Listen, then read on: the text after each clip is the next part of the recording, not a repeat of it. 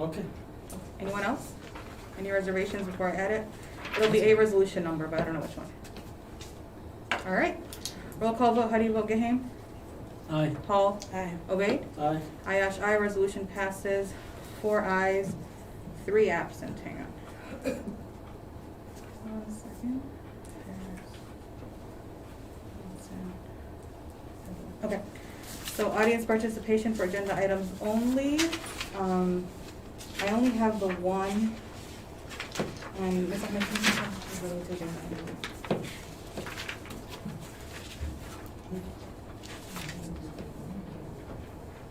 Not necessarily. All right. Nothing related to the agenda. And now we're going to move into our study session. So today we're going to discuss a few things. So for new board members, well, the one new board member, we typically have a budget hearing. Annually, we have a budget hearing where we approve 2 budgets. The budget from the past year, how it was spent, and then the budget for the future year and how it's predicted to spend. We have the lovely Ms. Lynham to walk us through it if we have any questions, since it's a lot of numbers and a lot of things. But that's going to be most of our breakdown. After that, we also have Mike here today from Partners and Architect to go over some projects that were unprofessionally handled at the last meeting, but we have Mike here today to continue those discussions, and then in addition to a few other items. So, Ms. Lynham, if you want to go first? Sure. Good evening.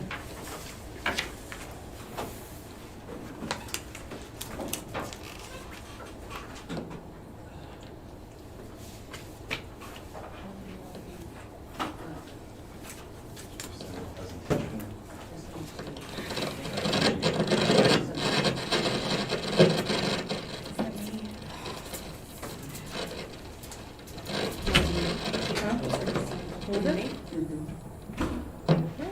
Thought it was me. Is the one next to you on? Can you two share one and turn on the mouse? Can we try? I'll just turn mine off. I turned It's it that, off. it's that. Yes, That's that? all. Oh, okay, hold on. No, mine's on. All right, that's fine. Oh. I'm sorry. No, take your time, yeah. Okay. Thank you. Yep.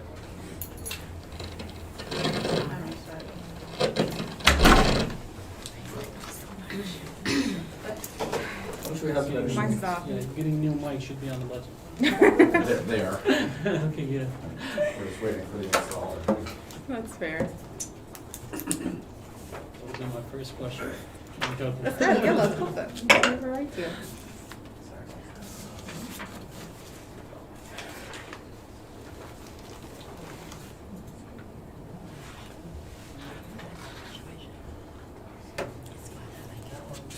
Huh? What's that for registration?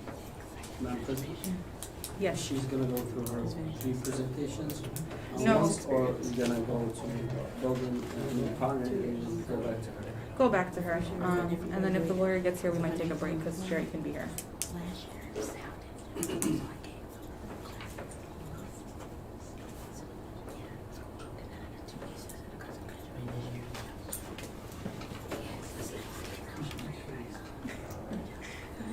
And then you wanted to go over the Hamtramck.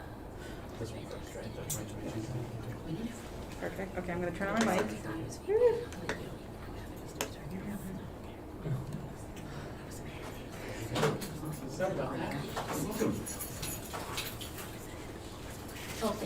you. Yeah, look, wait, that's- Are you ready? Can you bring your mic a little closer? Sure. Thank you. Is it on? Is there a light? I do not see any light. There should be like numbers that say 555. Press it, just keep holding. No? Ah, there it is. Okay, how about now? Yes. Well, yes. Okay, so first we have, so what I have for you today is the final amended budget for 22-23 and also the original budget for 23-24 for the general fund. Mm-hmm. At the budget hearing, I'll be sending the board the documents ahead of time within the next week for the other funds as well, for recreation, for cafeteria, and for the sinking fund. But all of those documents will be coming to the board at the budget hearing in June for approval. I do have the general fund budget here. Sorry, just a little bit closer. I'm still having a hard time. Sure. Okay, so I do have the general fund budgets here tonight to present. On the first page here, let's get this off the screen. There we go. Okay. All right. So the first column here on the left, we have the audited financial statements, and that's from the audit that Yo and Yo conducted last year. That's the 21-22. These were actual numbers from that year. And the reason it's important to show that is because at the bottom, the ending fund balance, that's what we begin the current school year with, $14,023,000. What the state requires is that we present the general fund. And what the state considers general fund is not only just state and local revenues and expenditures, they also combine the federal revenues and expenditures with that for one total. So many districts will just have the one number, but I like to be able to show the board what we spent with our state and local revenue and what those expenditures are, because those are the ones that we have the most control over. As you know, with grants, we get in a certain amount, we're restricted on what we can do with that money, and Fair. sorry, Yeah, there no, was it's not lights you, and no, then it no, went it's dark. okay, yeah. So we don't have as much control with the federal funds, so I'd like to separate those out so that the board can see exactly what we're doing with our monies that we have control over. So for 22-23, and it's still a bit early, usually I present this in June, so there's still 2 months of operating that's going on that's not included in here, so I do my best to estimate what those final numbers are gonna be for the last 2 months. So at this point, it appears that our revenue for 22-23 is gonna be about 44. Thank you. Any better? I have lights for now. Okay, good. I'm estimating that the revenue is gonna be about $44,951,000,000, and total expenditures, $42,368,232. So we actually have we're adding to our surplus. I'm sorry, looking in the wrong column. The second column from the left, this is what was presented in June of last year, the original budget. Column number 3 is the final amended budget. My apologies. So we're beginning with the $14 million from the audit as our fund balance. Revenue $44,951,000, and expenditures $35,477,000, giving us an operating surplus in this school year of $9 million. $9.4 million, which is quite substantial, and I'll explain as we go how we're able to get such a large surplus this year. Fourth column, federal projects, and these are estimates. I usually do the federal projects, I put in the full amount of the allocation. We don't know if we're going to spend all of that or not, but we assume that we are, so I budget for the revenue and expenses at the full allocation amount. Those numbers combined is the last column for final budget, and final budget, our total revenue would be $76,046,000. I'm sorry, where you at on this? On the last column on the first page. Okay, you're right here. Okay. Go ahead. All right, and total operating surplus of $14,089,108, leaving an estimated general fund balance of $28,112,761. So if we look into that a little bit deeper to see where all of that's coming from, if you look at the second page is the state and local revenues. And the first column is what I estimated back in June when I did the original budget. Second column is what I'm projecting that our final numbers are going to be, should be very near this. Couple of unusual things that we have in here. We have some, looking for the number here. Near the bottom, second number from the bottom, $2,271,673, MIPS one-time credit. That's money that the state is giving us to help pay our retirement costs. Unfortunately, we have to, not only do we get to claim the revenue, we also have to embed those an equal amount in our expenditures. So our total expenditures on the front page of the 35,477,000 is really inflated by that $2.2 million that the state gave us. So it comes out as a wash. It's kind of like a shell game that the state's playing. They give us the revenue and make us charge it back against our expenses. So was it really a gift from them, or did we have to pay it? It's a wash. Just, So they're giving us $2.2 million in revenue, but we have to claim an additional 2.2 in retirement expense. and so that 2.2 that they gave us, they ideally want us to put it in towards retirement. No, they give it to us on our state aid payment in one payment, and then they send us an invoice for the same amount, and we have to pay it right back out. Okay. So they're gonna get it back. Yeah, So it's like They're a getting zero, that. It's technically. much zero, a Yeah. that's zero. Okay.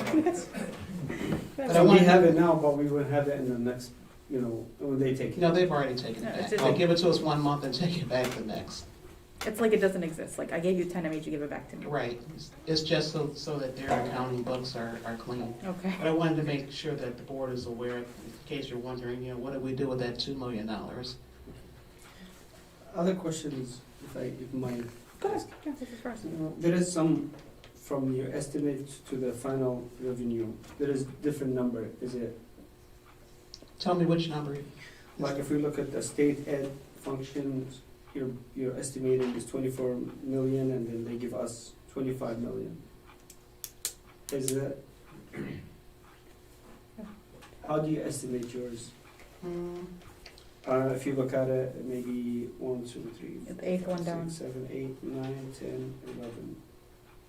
Oh no, 10. 1, 2, 3, 4, 5, 6, 7, 8. 9. Nine. Yeah, 9 one down. 9, I'm sorry. State ed function. Okay, the State Aid Foundation, Mm-hmm. that's our per pupil allocation, so we get $9,150 per pupil. And this is the number from the State Aid Status Report. So that's the amount that we actually get based on the number of students that we have Okay. and the foundation allowance amount that's set by the state. So the number of the students makes a difference. Yes, Okay. Even the same thing on state ed section 017, 107 is section 107 is adult ed money. and that include also depends on the number of what we have. It depends on the number of students we have enrolled in the adult ed program and some other factors as well. But it's not just a certain amount per person enrolled in the program. Thank you. It's based on the programs that we're running. Thank you. Any other questions on the revenue?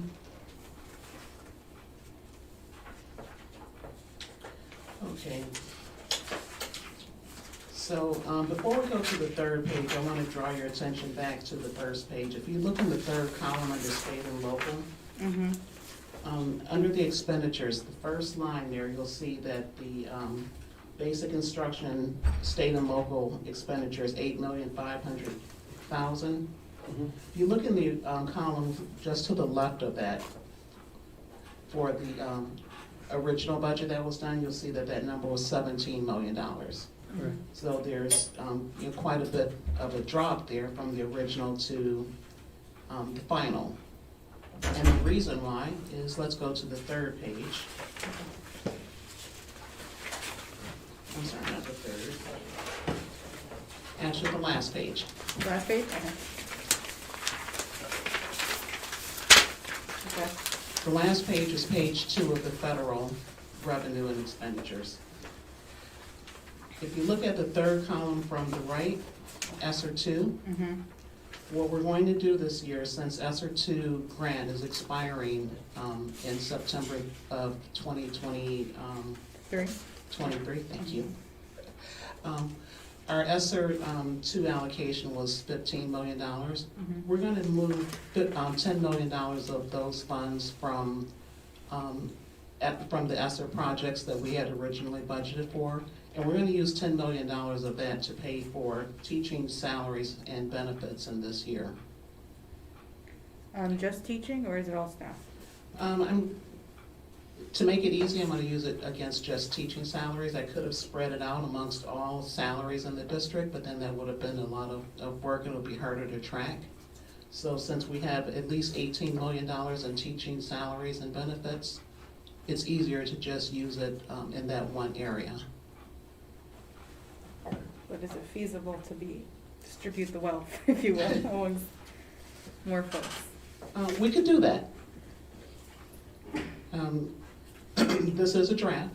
The final budget isn't being adopted until June, so if the board would like to see it spread amongst all salaries and in each area, we could certainly do that.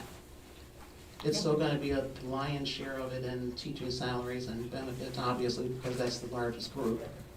Yeah, and then, so this is in lieu of spending that money on the construction projects, because there is a fear of not being able to get to that September 23 deadline? Correct, so then Okay. that will give us an additional $10 million in the general fund that I would recommend that the board pass a resolution to reserve that for capital projects, since our general fund balance will now be $28 million. Okay, so, okay.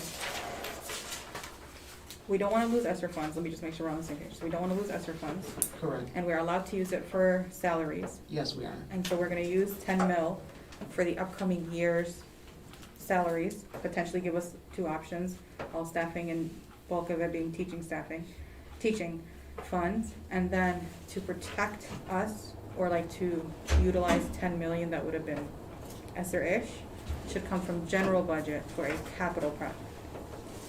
You're 99%. What I missed, dang it, I thought I had it. So it's not for the upcoming year, it's in the current budget. For 22, 23. Correct, I see, and so for the current budget, you wanna hold off 10 mil from our general fund for a capitals project, correct. and then use 10 mil ESSER funds, because you can use 10 mil ESSER funds by September in a salary just fine, right? If you move it to the general fund, yes. And that's feasible. There's 15 different allowable uses for ESSER funds, Okay. and one of those is for continuing operations. So anything that we can use our state aid funds, we're able to use ESSER funds for. Okay, and then, will we have any leftover ESSER funds, the 2,450,159? We will, Okay. based on what we spent so far, which isn't very much.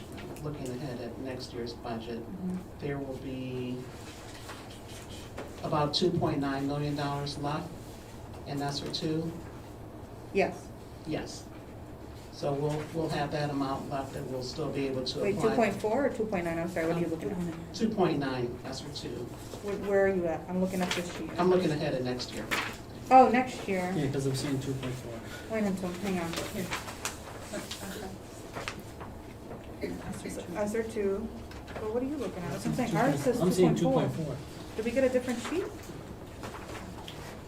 I'm not sure. So let me go back. So out of the 15 million, This is your last page? Take No, away- yeah, this is our last page. On our last page, it says 2,451,059. Should it Correct. be a different number? Can you show her, or give him yours? The very last page, right? right, that's as of this year. But then where's the, This one, I think, right here. Which The draft second are you package. Yeah, there's two packets. okay, hang on. Yes, yes. If you look at the 23, 24, On the second one, for him the now. second one. This is for the upcoming. I see. No, no, the second one. Huh? Second, I see what you're saying. So on the Next year. second packet, it's 2.9. And the second. Thank you. Okay, got you. So with what we've already spent this year, Uh-huh. we should have about $2.9 million left in next year's budget that we'll be able to spend. And what is that deadline? September 23rd, but this budget ends June 30th. I see, okay. And So then as it's soon going to as be this that one period ends. between July and September Yeah, that okay, those $2.9 million will be spent. okay.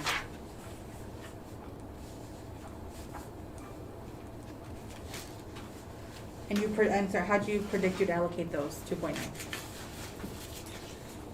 To the HVAC and windows projects. Got it, Good one. yeah. Was there emphasis put on DW? I know that they were concerned about their windows and stuff. Was that initially for that, or? That might be a Rich question, but just to know. Yeah, that's a Okay. rich question. Got it. Can you see which projects? I'm looking at you, but just follow up with Rich to see which projects they're putting on SR2. But, yeah, Yeah. it's just referencing to KMS, but it's the DW Gotcha. portion as well. Okay.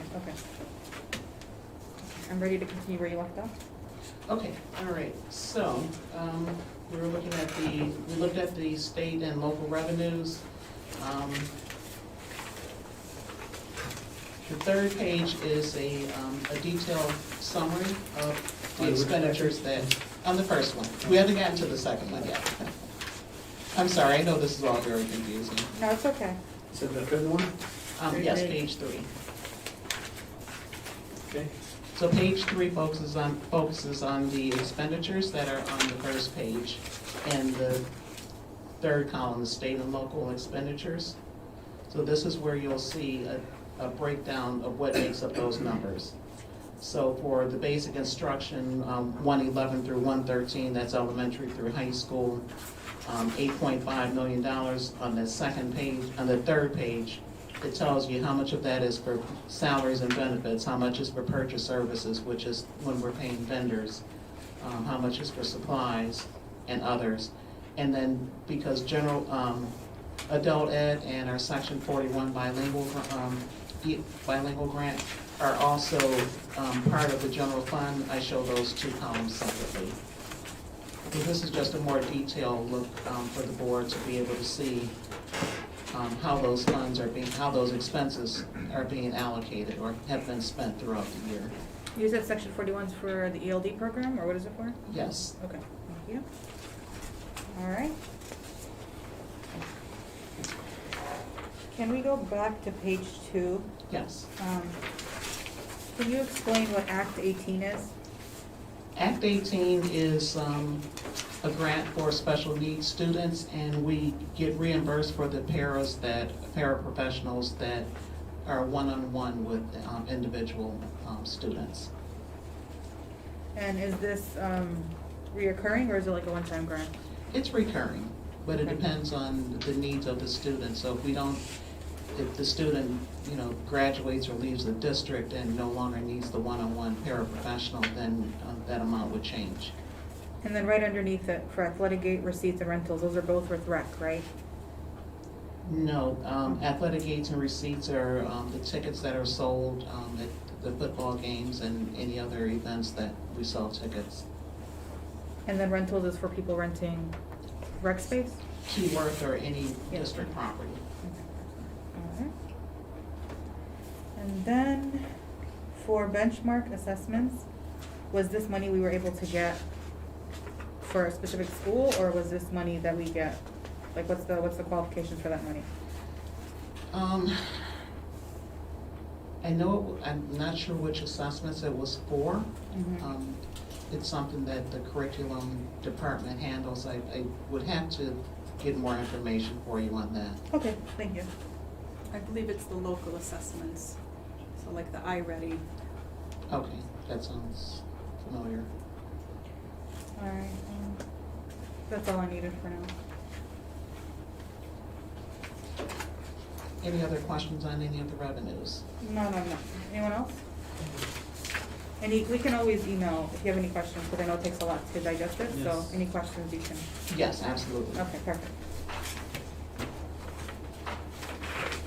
And again, this is a draft, so if there's anything that you see that you want done differently or changed, we still have time before the June board budget hearing. Okay.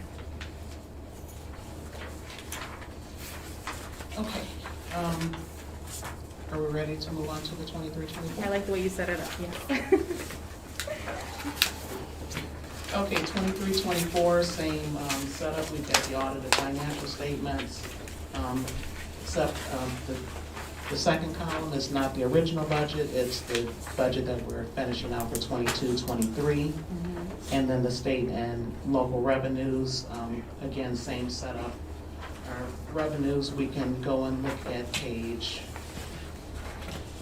page 3 for the revenues. Okay. And if you wouldn't mind going to that page, there are a couple of new revenues here that was not on the 22-23 that I'd like to bring to the board's attention. Okay. We have our property tax levy that's always on there. That's what's collected by the city of Hamtramck. Mm-hmm. Enhancement millage, is collected by RISA and forwarded to the district. What's new on here, if you will go down, about in the middle of the page, under the early literacy grant, I have a couple of stars there. Yeah. Section 31AA, mental health grant. Mm-hmm. Excuse me. That's actually a brand-new state grant that the state awarded to districts this year for 22-23. It was about midway through the school year that the state awarded this grant. And there was no expenditures this year that we were able to use the grant for. But since the state did award the grant so late, they are giving us through, I believe it's September 30th of next year to spend that money. So, Spend that on 24? of 24, yes. Great. So I did not include this revenue in the 22-23 budget year because we have no expenditures for it, but we are able to use it next year. And MDE is expecting that they'll be able to give us these funds again next year. Mm-hmm. I don't know if it'll be the same amount or if the amount will be different, but at a minimum, we'll have $356,000 that we'll be able to use. And the things that it can be used for, we could use it to pay for social workers, psychologists, counselors. Can you upload, or send it to Jalila, just like a list of grant requirements if you have them? Yes. Okay, thank you. For this particular grant? I think for all of them that are limited, so that if questions come your way, we're not. and also what they're using for and what's the plans, if they haven't done plan to use it, because we don't wanna lose it. Yes. So, Ms. Lyman, can you also tell us what you predict it's gonna be used for in the upcoming year? But we have not. Well, not today, but I'm saying like. Right. Okay. I'm sorry, I was just gonna say, it hasn't been determined yet. I know Okay. that's something that the superintendent is looking at. And is that the only new one? Some of these look, We also have the one right under it. The safety one? The school safety grant. yeah. That one was awarded this year, and we haven't decided yet what we're gonna be using it for, but it is available to us next year. If Okay. there's a program that we wanna use, or if we wanna hire, what do you call it, a school resource officer, okay, yeah. or hire additional security officers. Could we possibly do in-house security with it? We Yes. could, yes. Oh, look at that. That's one of the ideas we're looking at for the high school. Cool. And then we have the head Lee obligation on here on both budgets. What is that one? I don't wanna talk Emails. off the top of my Yeah. head, I'd have to look that up. Okay. And it looks like it was, okay. And you'll notice that $2.2 million state NEPSER's one-time is gone. The which one? Say it again? The one that we were looking at before, the in and out, where they give us the money and we take it back the following month, Oh, the retirement stuff, yeah, that does not appear on here. yeah. Because it was a zero anyway, right? So, Correct. Yeah, okay. That makes sense. Okay. And now that I'm looking at this, I see that there is an error here. The last line, indirect cost, is showing zero. There should be a dollar amount here, and what the amount should be comes from the last page, the last number on the last page, 142,905. Okay. Is the last page? Yes. The very last page. Right above the total, 142,905. 142, okay. Yes, that number should be on here as local revenue. What indirect cost is, because the grants are very time consuming and there's a lot of departments that spend time working on making sure that we're collecting the grant money and using the grants in the way that they should be, but we can't charge all of those salaries and the time and effort directly to the grant. The state gives us a percentage that we can charge against the total grant amount to recapture some of that time and effort that's put into it. And we get to collect that money back as indirect cost, and it goes back into the general fund. Okay. So the total will be different, right? It will be, different by the 142 amount. So just add it to the 41 million? Correct, and I'll make those, corrections before the budget hearing. Did you also mean to say 21, 22, or is it 23, 24? Wow, yes, I'll make that correction as well. Thank you. But everything else would still be accurate, right? Just for those two? Correct. Okay. Alright. Yeah, and then can you also upload the description of each title fund? Like the 1 through, it looks like 3? Actually, no, it's 5. We have 5. Yeah, we have 5 different titles. Just when you're sending the grant explanations, can you also have it for the titles? A description meaning showing what each one is for? Yeah. Sure. Okay. All right, and reminder to the board, if you have any questions later, you can absolutely email them before our June meeting. The only question is, we Yes. want the superintendent to give us a plan how these grants will be before they expire, so. Yeah, and I think you two can work that out and give us like a document, right? Yes. Perfect, okay. And I'll make sure you have the timelines of the grants as well. Yes, that's important, yes, thank you. And then I have one last document. Yep, this one? Yes. Okay. At our last meeting with the budget update, I mentioned to you that we may have an issue with our Title I grant because we're required to spend 85% of the grant, and if we don't, we could possibly lose it if we're not able to get a waiver from the state. So what I have here, I have it broken down by which area that it's, the grant is actually approved by MDE for as well, so that's why you're seeing those same function No, numbers. this one. So our total allocation is the 6,278,669 that you see at the bottom. Mhm. 85% of that allocation would be the 5,341,365. Mhm. As of last week, when I started preparing this report, we've only spent 1,793,636, Oh, which is wow. only about 38, well, actually, not even that. The second line, 680,528, is what we will spend for salaries and benefits through the end of the fiscal year, through June 30th. So it's less than 38%? So what's actually spent as of right now is less than 38%, yes. But the total But would if be? we also include the salaries and benefits through June 30th, that will bring the total spent up to 2,415,164, Mhm. which would be only 38% of the allocation amount. Got it.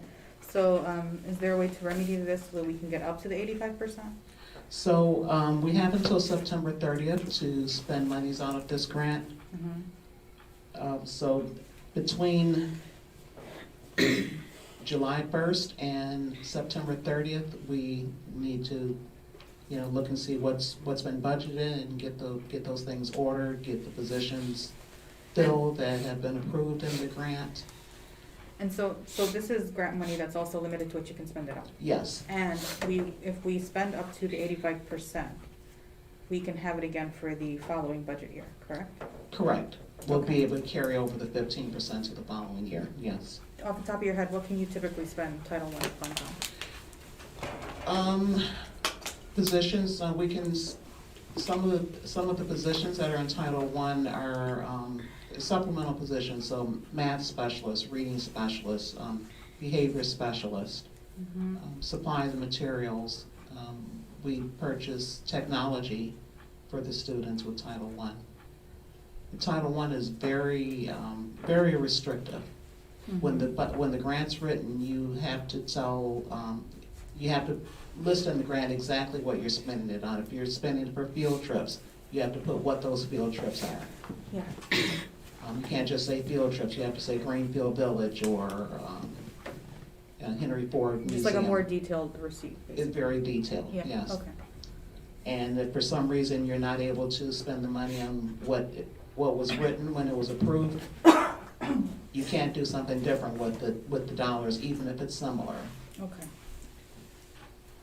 So in the budget that, for the 22-23 budget, I didn't if you look at the federal revenues, I didn't put the full $6.278 million revenue and expenditures for Title I, because I know that there's no way we're gonna spend that much.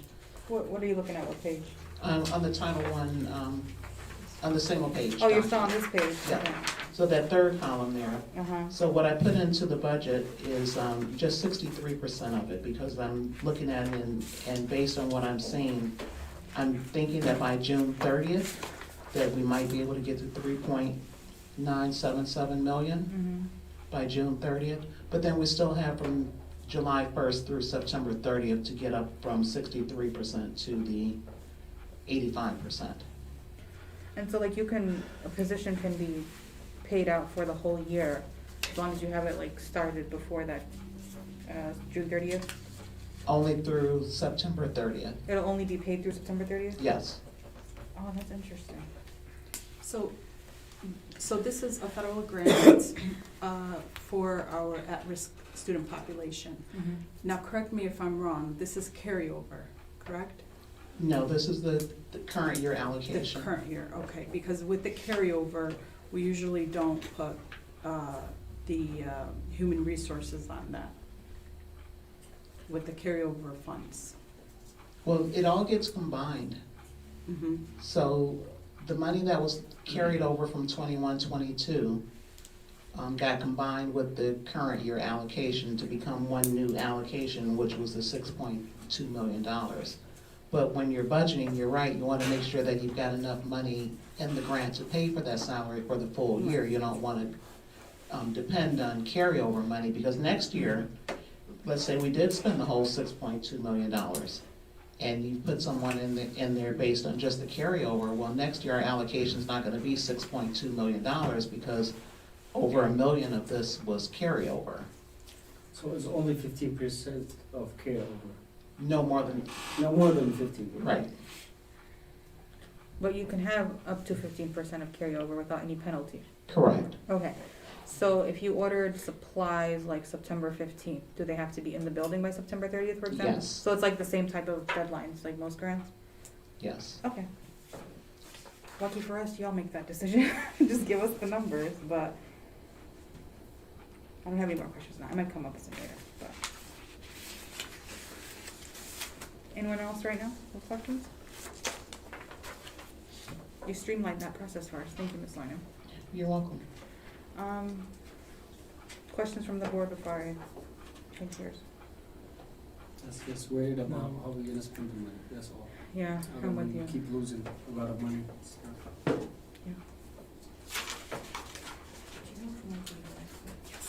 Okay, okay, board. Mike Weaver, are you in the audience? Yes. Perfect, okay, hi. So would the board feel comfortable moving into the resolution to go into closed session to meet with Mike, since he's already here?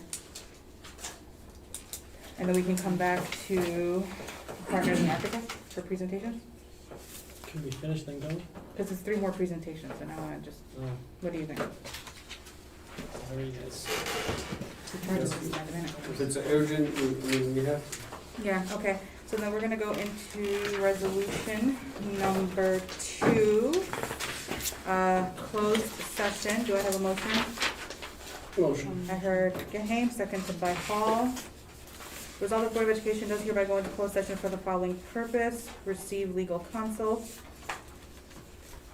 Second? Gahame and Hall.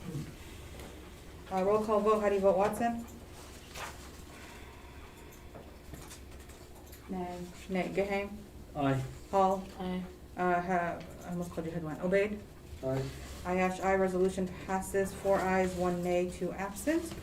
The meeting went into closed session at 6:41 PM. We're gonna head over to that side. Mike, if you wanna follow us. Thank you, Sherry.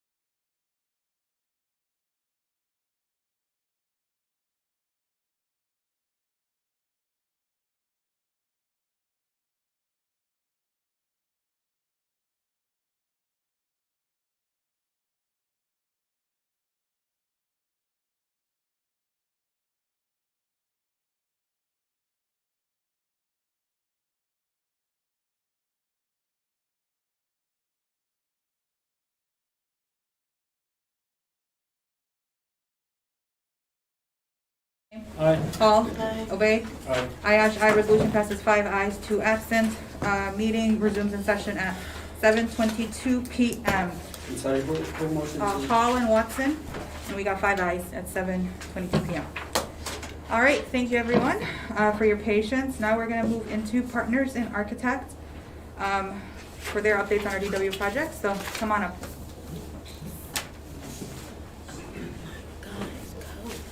If we're feeling fatigued, we can table the other two, or we can get in a board, it's up to y'all.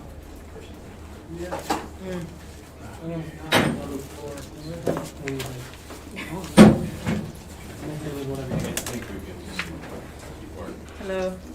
Good evening. Good evening. Thanks for having us. You can hear me, is this on?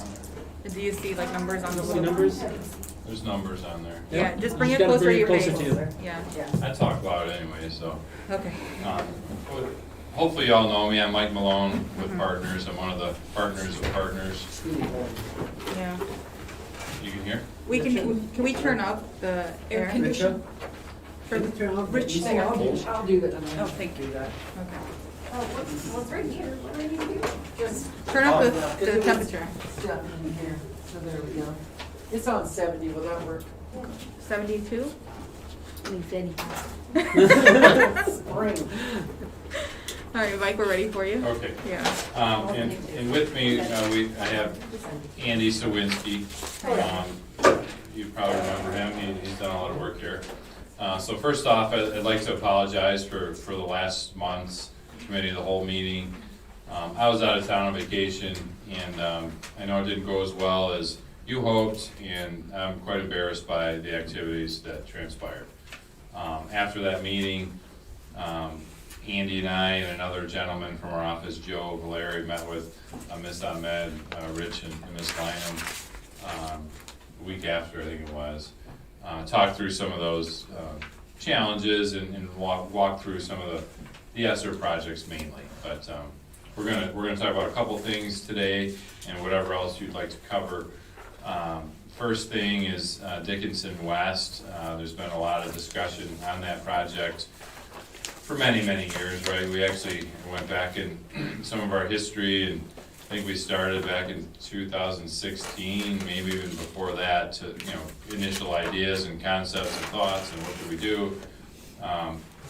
So since the last meeting, we were asked to kind of look at a one-story option for permanent building Yes. on the site where Dickinson West stands. And that's the first slide here that we're gonna show. And, previous to this, we also explored the Conant building, right? With what could we do there? Could we put Dickinson West there? And we have a slide for that too, just to recap or, rehash your memory. But anyways, Andy took this plan, and this really is derived from the bigger plan, which we can talk about as well, the 3-story concept, if you remember that. I think we had 24 classrooms we were trying to get attached to that building. This is a simpler, straightforward 10 classrooms. There's not a lot of frills here. This is, what's the square footage, you remember? 17 or 18,000 or something like that. Yes. Yeah, somewhere in that range. But anyways, it's 10 classrooms. 2 of the kindergarten rooms are off to the front there, a little bit larger. There'd be an office, and one of the great things with this addition could be an accessible elevator. This building doesn't have one. This could really help with accessibility, and that's. Do you have a pointer or something? Yeah, I'm sorry, right there is the elevator, right adjacent to the existing Kosciuszko building. So there'd be some connection internal to the building. We have to reconfigure that room or whatever, but that's probably the easiest way to do it. So the main office or main entrance could be right here off the front. The main office, you'd have a secure vestibule, get buzzed in, boom, you're in the building. And then the 10 classrooms. And again, this was just trying to replicate, you have 10 portables there. How could we improve that, improve security, circulation, give you a long-term solution that's not temporary? So the bottom of the drawing is gonna be connected to the Kosciuszko, where yes. the portables were? Yeah, so this is the entrance right now, that the portables are kind of right out here. Okay, This is the side door, you know, that stairwell there. and then from there, the addition would be all the other stuff up there. Yeah, so all this is all new construction. It's And only then one floor, right? it's just one floor, yeah. And it would take up the entire space where the portables were? There's a little bit of space extra. We could add a little bit more space, more building, I guess, if we had the budget, but Okay. again, we're trying to be as efficient as possible. And then this was really to compare to like the Conant building, which I'm gonna flip to that really quick. This is that building, and this is a little bit larger. No, it's about the same size, 17,000 square feet. And this is less than ideal because there's columns and, you know, things in the way. But, you know, we were working with what we had. So it was just to say, okay, this project costs just north of $5 million to renovate that. Or you could build this, you know, which is just over 8 million. And then this is a rough estimate right now, but that's total project cost. So that's construction, contingencies, fees, all that stuff. And we have a detailed, you know, sheet we could send you that has all what we included. But, Well, if you get started, what are you looking at for a timeline? well, the timeline, we're asked that too, so we assembled this. Pretty much, we think like 24 weeks like for the design phase, so schematic design, DD, CDs. This isn't an overly complicated building if we stick to something like what we're proposing. So we think we can generate technical drawings a little quicker than, you know, maybe the 3-story concept that we originally had. You know, a month roughly to bid it out, and then, you know, just under a year to build. And one of the challenges here is, what do you do with the children while you're building this? So you have to move them off site, and that's something that yet to be determined or solved, or if you move forward, but you really need to, that's the only place we can really build, or the most, I guess, economical place. We did study the other side of the site where the parking is, you know, it's really narrow and doesn't really work too well. So any thoughts on this 10 classroom idea? Is there a way to incorporate like a green space in some of that area with this project? Because it's gonna be DW kids, they're gonna want fresh air or like a, Do they still have space in the parking? Take it to place, Yeah, there's space over here, right, Andy? There's space there. I think they're gonna use it for We playscape have as well. planned I wanna see a playground. I want Is you it to in the get a- front way here? Yes. shoot it in there. The front, Okay. it's got, The front of the building? Yes, where the yes, playground front of will the be, building. little playground. But would that be safe to be facing a street? The other one already like So that that. would be fenced. It'd be fenced, we'd have to fence it. Dixon West. No. Is that included in the project or something? That's included in the estimate in the project. We're not But it has a vent. Yeah, maybe The sure. project No, cost has that. D is safe, it's like the Why don't you alley. use more space? So- So he said the playground is in the front, is Mhm. included this price. The playground is included in the price? Yeah, And then is this the maximum use of that space? Like, could we add maybe a little more classroom hypothetically? we could add more building square footage for sure.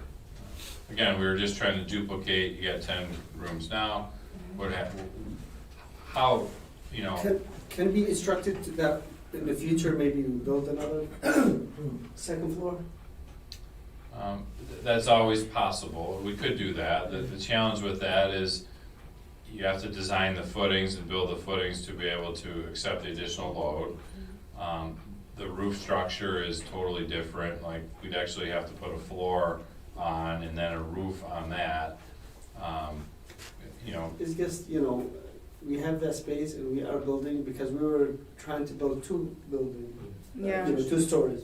Now we are, Yeah, I because of think, the time, of the money, and we are, you know, so why we don't infrastructure it to, in the future, when we have the fund, to add more space. Does it add more time to the project? Because I think the DW staff is willing to work with us for a year to move around and shuffle and stuff, but I think any longer might fatigue them.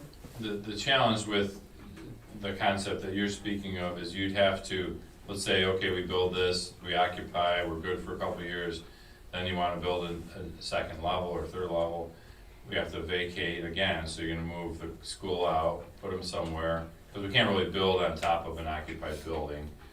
It's not safe, so you'd be displacing, that's the challenge. So if that was the plan, maybe we try to build a two-story, smaller footprint now to accommodate your 10 or let's say maybe 12 classrooms.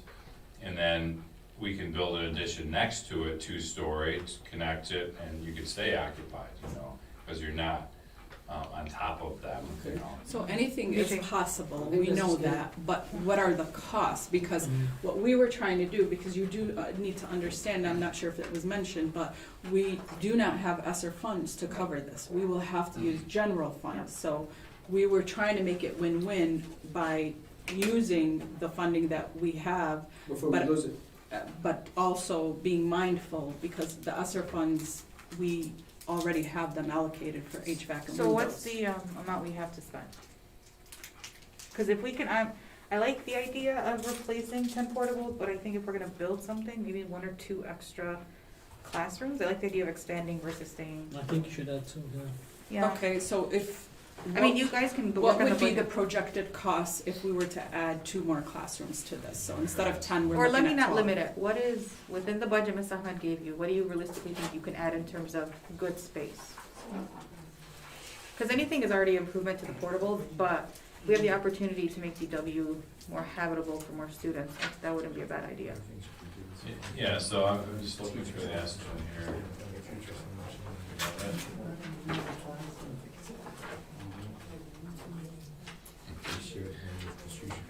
So, we'll have to get back to you on that, but Yeah, I figured. I'm just gonna guess here. If, this building, like, that's total project cost, so construction cost is, $7 million, I don't know, just pick a number, let's say it's $7 million. And what's the square footage? It's like 12,000. 12,000, so can you do the quick math? So I Figure out a think, square foot cost. I am thinking we're gonna end up with another Might be another $500,000 or $500,000. $750,000 to add 2 more rooms, rough guess again. That's but, Right, bad. that's Yeah. not bad. Yeah. So maybe you're at $9 million, let's say. I think Ms. that's. Ahmed, can you follow up on that with Mike to see what that projected cost would be? Would the board be okay with an idea of a single story with more classrooms than 10 So- versus buildings? How much we have What would- at Dixon West? He said 10 portables. No, but No, but like they are student using population. some of it in Kishishko building. No, I think it's all DW.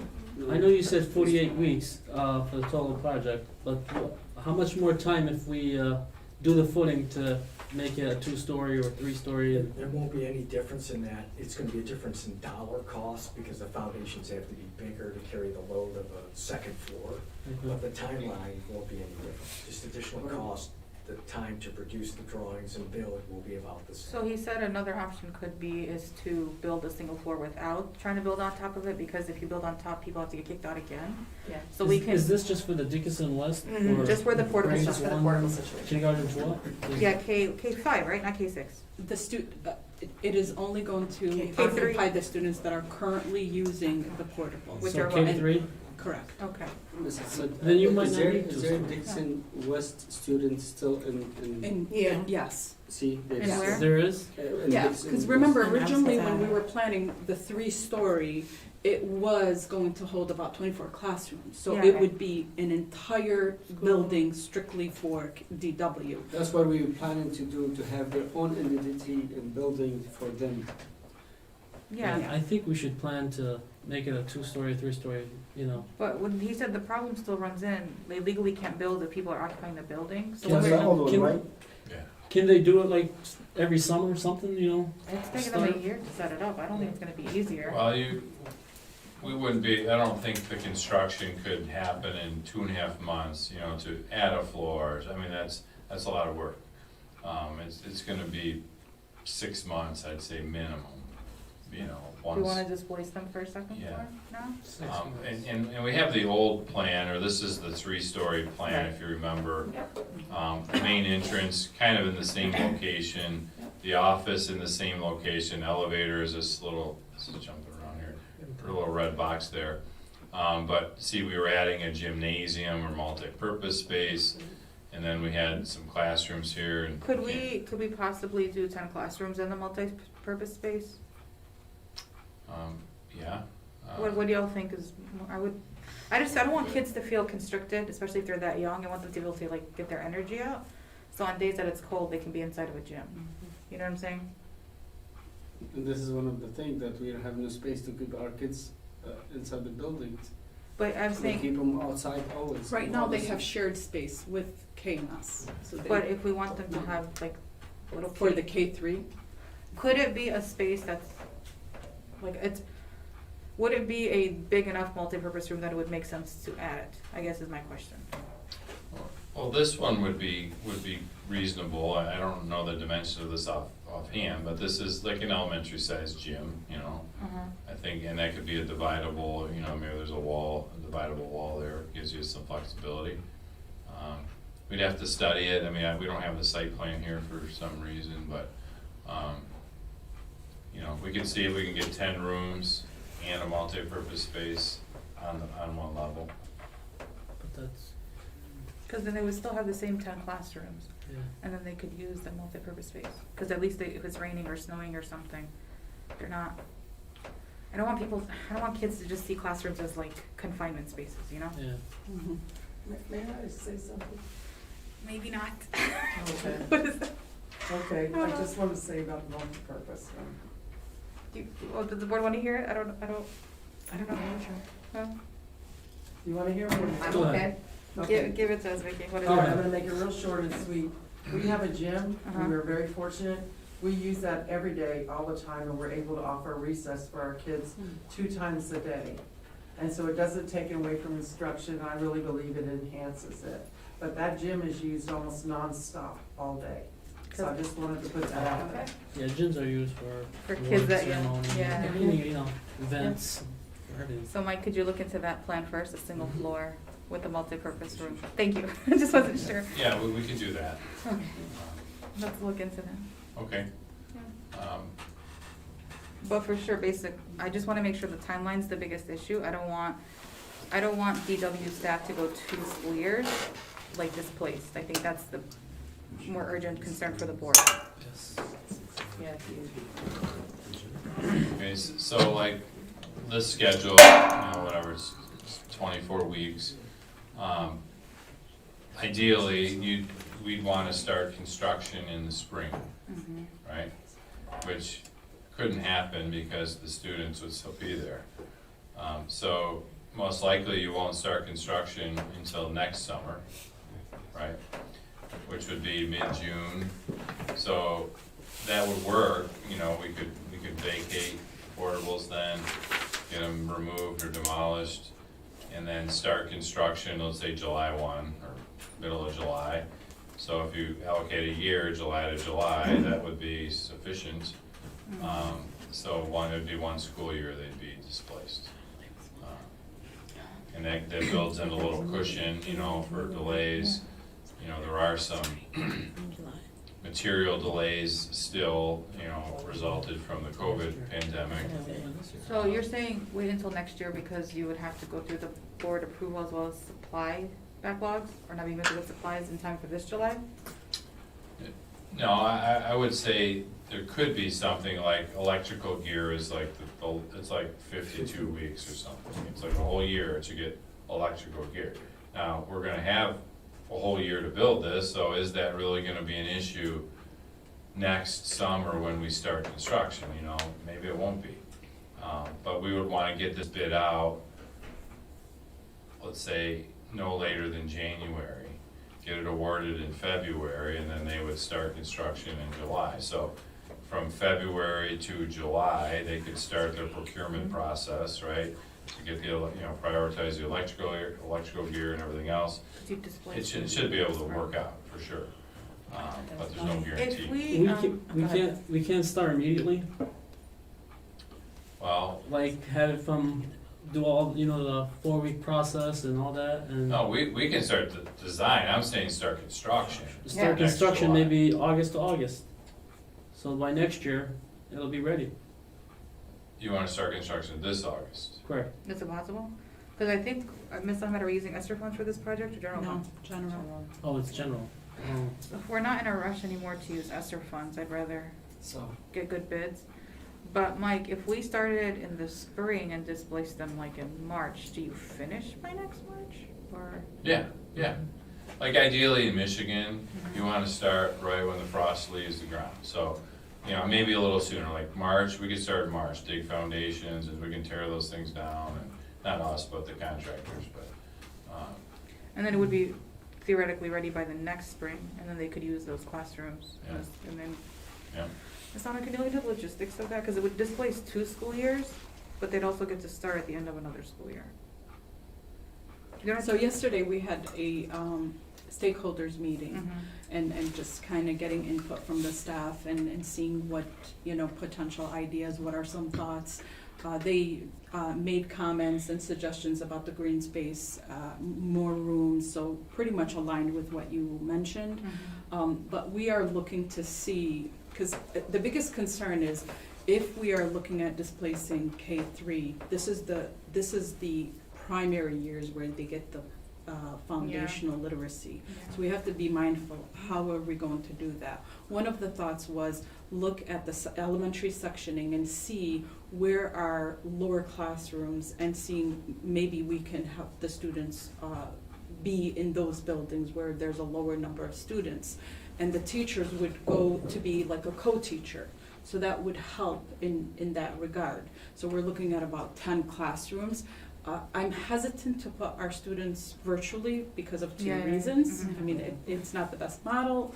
Very young, and especially that it- age, yeah. Especially for that age. Right. Yeah. And then there are some whose parents either work or it's just too much for them. That shift would be too sudden. Correct. Yeah, okay. July to July. question, when you said you had a meeting, did that W, Staff and stuff. was included on this meeting and then they put in their input in this? Who are the Yeah. stakeholders, I think? is it? Yeah, it was it was DW staff, so Okay. everyone was That's what I'm- invited to be a part of the conversation and just kind of look at the plans, share their input, give feedback. And as I shared with them, that would be the first step, and then the second step would be hearing from the board, and then we go back to the drawing board based on the input from the from the Dickinson West staff and from the board to see what makes sense. I mean, they posed really good questions. They were asking about, you know, what is the class size? Rich shared it would hold about 28 to 30 students. They asked about the height. So they had many Yeah. good questions, and I made note of that, and hopefully when we reconvene, we'll share those questions So I and see. think the July to the July might be the best bet. Yeah. Yeah. And anything that we're building new like this, ADA. 100%. Can we say it again, Yeah. Watson? What would you- ADA, Oh, yes, yes, Yeah. okay. Yeah, anything we do has to be accessible. Right, And, yeah. and that's why I really like the idea of adding the elevator, Right. because that helps you get more compliant, because you're not compliant. And that really helps, so. Okay. I think that answered all my questions. Green space, floor, timeline. So we're looking at, it'll be ready, okay, so it's 23 now. If you start 24, it'll be ready 25. fall 25 is when it'll be ready? Yeah, summer, late summer. I hope so, I don't want it to be longer. And this doesn't affect the other project y'all are doing with the mine? No. Okay. So we'll go back to the drawing board, study adding this multi-purpose space with the 10 classrooms. We'll also look at an option with 12 classrooms, or how many we could get I on think the there. priority would be the multi-purpose room. Multi-purpose is Yeah. priority, okay. Is that okay, Mr. Graham? That's fine. Yeah. And like that particular space, let's say we can get the 10 classrooms and the multi-purpose space, like that could be phased, like maybe you don't have the dollars for that multi-purpose space today. We plan it in the plan, we make a space for it, and then you can build it later. That wouldn't really hurt, you know, you wouldn't have to vacate the building. So that could be an option, I'm just throwing it out there once we get the updated cost, but, Yeah, I think you should put it on there. yeah. Thank you. Anyone else have questions? It will give us some ideas, Yeah. even if we were to do a Dickinson West K-3 and then intermediate for 8, Mhm. that, I mean, we can even see if this is something that we would like to look at. Got it. Thank you. With any, I mean, I get that we're replacing portables and things like that. Sorry, mic or louder? I mean, I get that we're replacing existing things, but are we thinking at all about growth? Is any of this going to, could it benefit future students, like numbers of them at that campus? What are you talking about? So like that, you know, the KMS and the Dickinson West campus Mhm. houses X Right. number of students. I mean, do these plans They will. allow us to Yeah. accommodate more students in the future? They will if the structure, the foundational structure can accommodate another story, then we would be looking at a future lens and that shit. Right now, remember, we are just Yeah, trying we're just trying to- desperately yeah, to yeah. remove the portables and give our students Yeah. and staff a conducive learning and teaching environment. Can we like laminate one of those boards that's just like and hang it up in the new building, just as a commemoration to those portables? Like just hang up one of them, just right on the Well, wall. you know, one of the ideas, and I think you're the one who shared it with me, was like the bricks, you know, when we're Yeah. building, like honoring all of the staff members Yes. that, you know, have been such amazing, you know, people to still stay with us under these conditions and, you know, writing their names. That's beautiful. Some of our family members that have been legacy DW KMS families, you know, honoring them. Some of our students, Miss Vanessa, Where is she? she's so happy because she said that if we do have a new office, she's not retiring, so we're happy about that. Guess how long it's gonna take? That's cool, awesome. Well, any more questions for Mike for the DW project specifically? Okay, so we'll come back, probably to you, Ms. Ahmed, in about, I'm gonna say 2 weeks or less, with the revised idea, and we can circulate it electronically. Would you also provide our updates on existing projects with Partners Architect and the movement on them? Because I know there was concern about timelines being delayed with a couple of them. Yeah, we can summarize every job that's active right now, Yes. for sure. Thank you. Anyone else? All right, thank you all three of you for coming. I have a couple other things. Oh, sorry. go ahead. I'm sorry. No, you're fine. I thought it was just the DW one. I don't know, I mean, that was one thing. Rich had approached us Peoples. last week about the Joseph Campo building. Oh, yes. And he said, you gotta get moving on this, it's hot, whatever. So we got the message and we said, okay, what is it gonna be? And we Right. don't really know, so we need some more definition, but this is the existing diagram of the building, okay? I just sketched over top of it, it's a little crude, I'm sorry. No, it's fine.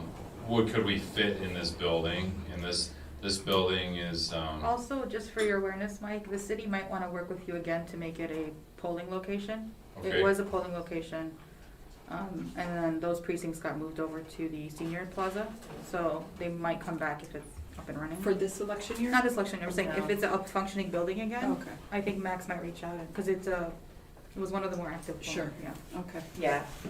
Oh, yeah, that's a nose. That's what I'm talking Yes. about. Yeah, so that just might be for your awareness, if you're Yeah. designing something, the first floor might be used during, and that's a pretty, There's only one floor there. it's only one floor. Yeah. Are we intending on? I thought there was a basement. No. No, no. No. Oh, No. One floor. No. One Um, uneven floor. oh no. Mm-hmm. Okay. Is the building sound? The building has some real challenges. It needs some love, it really does. Yeah. But just look at this diagram for a second. So I don't know what your intention is for the use. Is this elementary kids, middle school, high school, college? I don't know. But we just said, okay, we could fit 6 classrooms easily, right? This is that high bay space, they call it a gym, it's really not a gym, but Yeah. we could put 4 rooms there quite easily. Yeah. There is like a multi-purpose space over here. I said, well, why don't we make 2 classrooms there? That could be a dividable wall, maybe. The entry is currently here, it could stay there, I think it works fine. Maybe there's an office bank down here, not sure. This is an existing room, these are existing toilets and a janitor's closet. Maybe that stays, maybe that gets gutted and moved. I think the entry's safest on that side of the street. Yeah, right here. Yeah. Yeah. And then we would need some gang restrooms, you know, in here, or multiple restrooms, single occupants, whatever. So we're just slating, you know, these two areas could be that. There is a tiny little kitchen, it's really not a kitchen. So do we need a kitchen here? I don't know, but I just call it undefined right now. So, this is just under 10,000 square feet. And, you know, we kind of roughed up a budget, and we're, you know, $3.9 million to renovate this building. And that seems like a lot to me. Project costs, I was like, thinking it was good. well, like, we might be able to build a new building, like tear this down, build a new one for around that cost or slightly more, and then it would be Yeah. exactly Well, what if you that want. Dickinson West project for the Oh, sports yeah. replacement is at Yeah. 5. Yeah, you're right, You know. actually. You know, I mean, all we're saving here is we have walls, right? And, Yeah. and the walls aren't in that great condition. Yeah, The roof is totally shot, and we got water pouring in, all kinds of things. gotcha.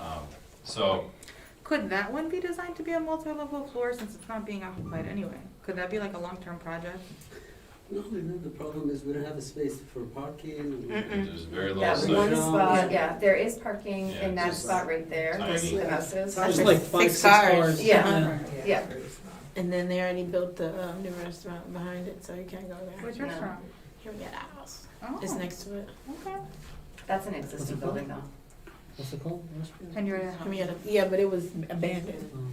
Yeah, but it was an existing building. But could we still, like, instead of making this like a classroom, I feel like this could be one of those, you know how some districts have like buildings you can go to like study or do, I don't know what they're called. What about, what are our plans? Do we have any need, if we talk about like, you know, dual enrollment, that kind of stuff? Right, this was intended Right. for a collegiate Right. academy, and that would give Oh. our students an opportunity not only to graduate with a high school diploma, but an Yeah. associate degree. If you remember, I met with the Henry Ford president, Yeah. Henry Ford College president, and he shared that he would be excited to do a partnership with us, but we needed a facility. Right. And, you know, he suggested, get the facility and then we'll talk. And maybe we this got the could be the facility. baby step. Maybe this could be the first one where we pick a certain track, with a Correct. certain Yeah. Right. theme, industry, and we do a trial run What with do you this need little. then for the facility then? Well, Would it just, if you just need classrooms, then this template's not bad. But if you need something specific, It depends on what we're looking on doing Yeah. dual enrollment with. mhm. And Like that's, if we're doing that's like- curriculum that I don't have eyes on. right? No. It would depend on the I track. feel like the you and her students will go. follow up on potentially, give us another, Yeah. if it would cost a little bit more just to start over?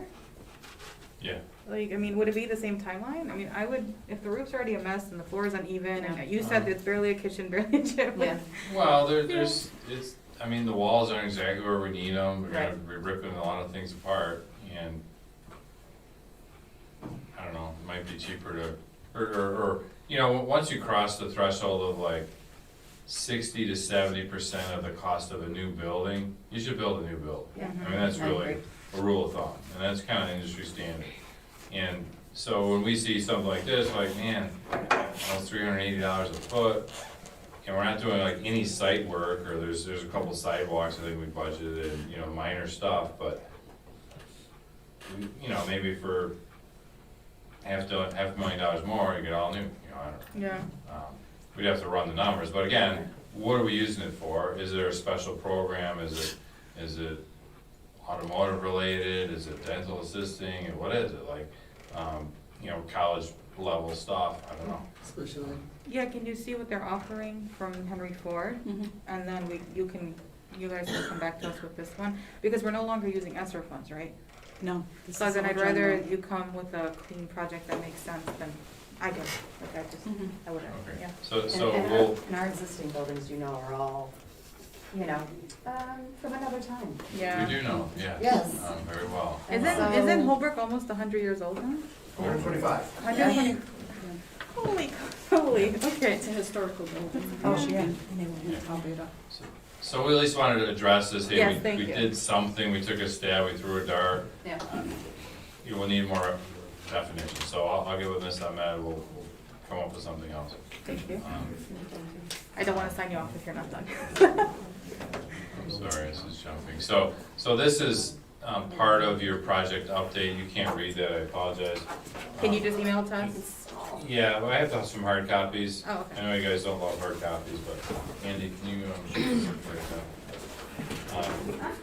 So when I met with Miss Ahmed, Miss Lynham, and Rich, 2 weeks ago, we reviewed this sheet, and this stemmed from the last meeting about ESSER $2 and ESSER $3, and how are we spending them, and when, and why aren't we spending them all, and whatever.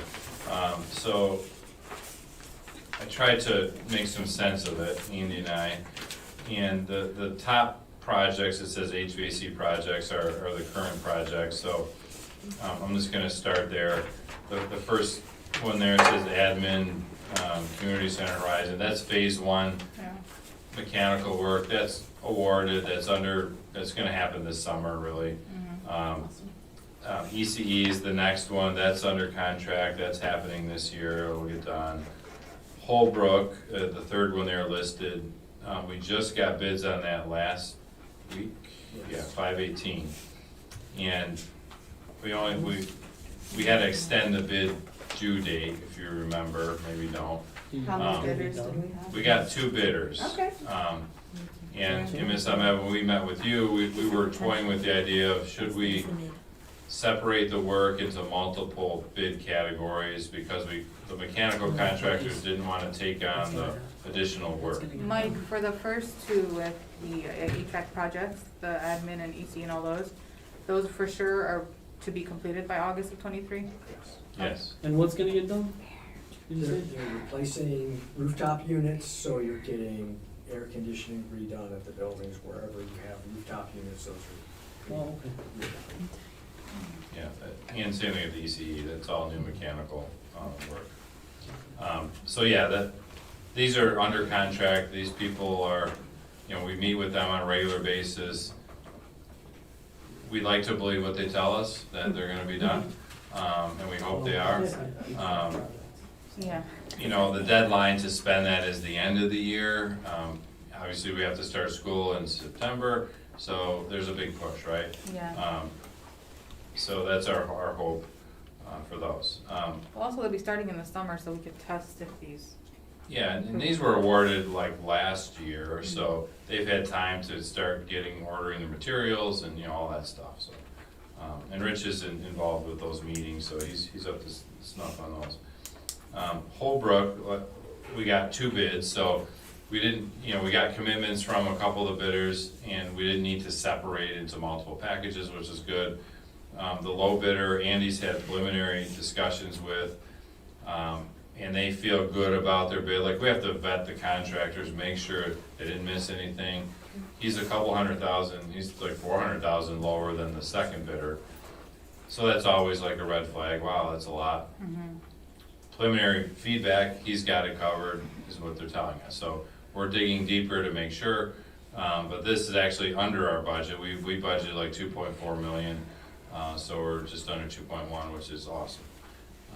So our hope is to kind of go through that in the next couple days, and then we're gonna make a recommendation to you at your next board meeting for action. So we wanna get them hired at the first meeting in June, which is like the 14th, I wanna say. It's the 14th, it's the only meeting in June, so please keep that in mind. Only meeting. Yeah. Because we don't have in July, so make sure we do it. Yeah. Our second meeting was canceled for the soccer game. We are always traditionally off in July. So June 14th, and then we'll see you back in August. Please keep those timelines in mind. Okay. So hopefully we can get that awarded at that meeting. And then Dickinson East, Kosciuszko, and the high school, those 3 projects we're in design right now. And the next one that's really being issued is Kosciuszko, and our engineers are, I think we targeted like July, I wanna say 13th, or it's like a Thursday, 13th or 14th was like the target to release for bidding. And that seems to be on track, and that's really funded with ESSER 3 monies.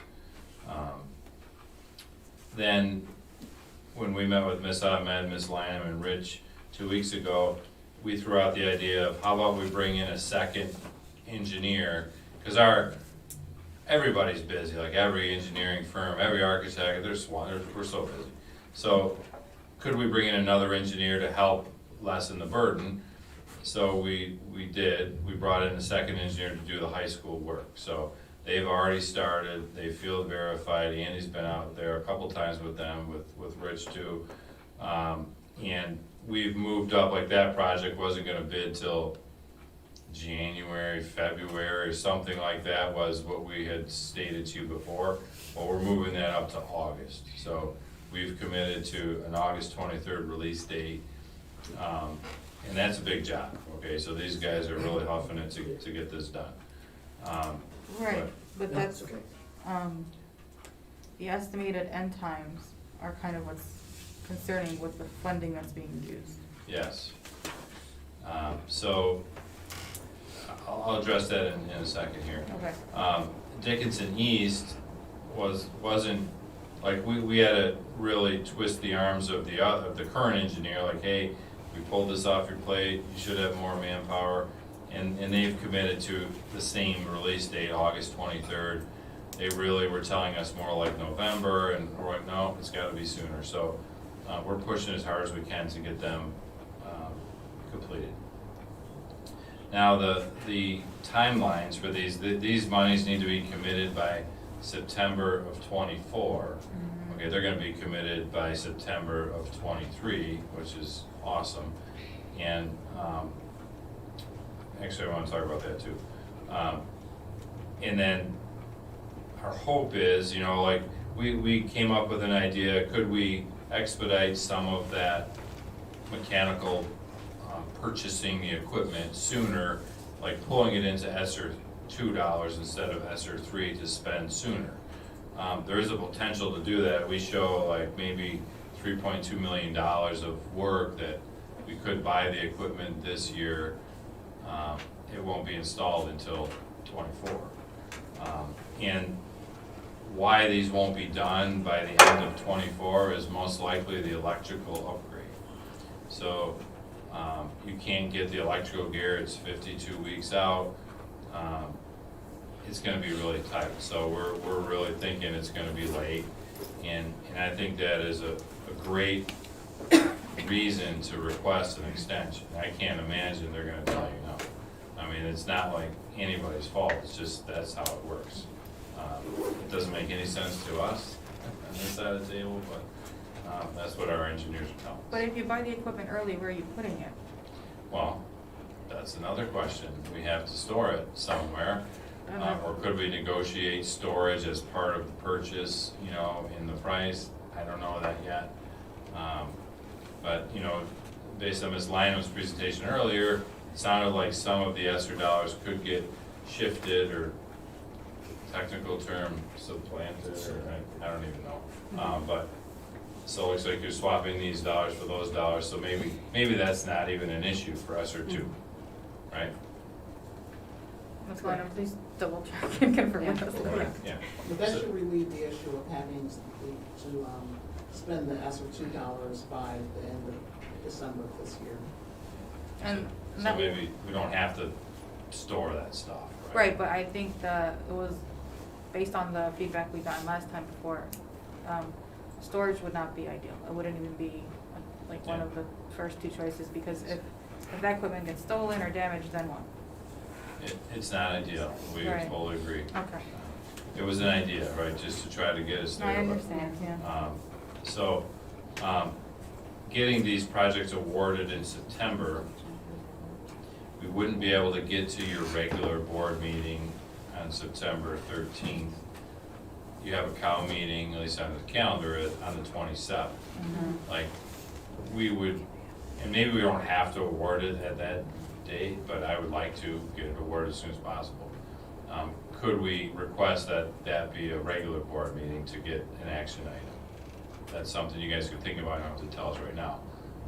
But this schedule, like getting this bid out, issued for bid August 23rd, getting the bids back, allowing us to vet the contractors, interview them, make sure they're complete, make a solid recommendation to you, won't happen by September 13th, this is possible. Well, that's fine. It was just the the concern and confusion happened when there was no updates on existing projects, and then we also have plan with PIA, and then for some reason those fizzled out. So as long as we're on the same page about what's going on, Totally. I don't think there would be an issue with the projects recommended with these dollars. Yeah, okay. So that was how that shaked out on the top of the page. The middle of the page is really the window projects. The Kosciuszko, that stuff's done, that was repair work. ECE and Holbrook, both of those window projects are awarded under contract. They're gonna happen this summer, and they're gonna be done in time to spend the dollars, so that's a non-issue. Dickinson East and the high school were the two remaining window projects that Andy is really spearheading. And we had made significant progress on these previously, and then we paused because we needed the engineers to catch up. Because the windows and the mechanical work go hand in hand. We're putting louvers through new windows, we didn't wanna put windows in and then take them out, you know. But we're going to go ahead and bid that at the same time, August 23rd. Both projects. And that's our plan there. And those are ESSER $3.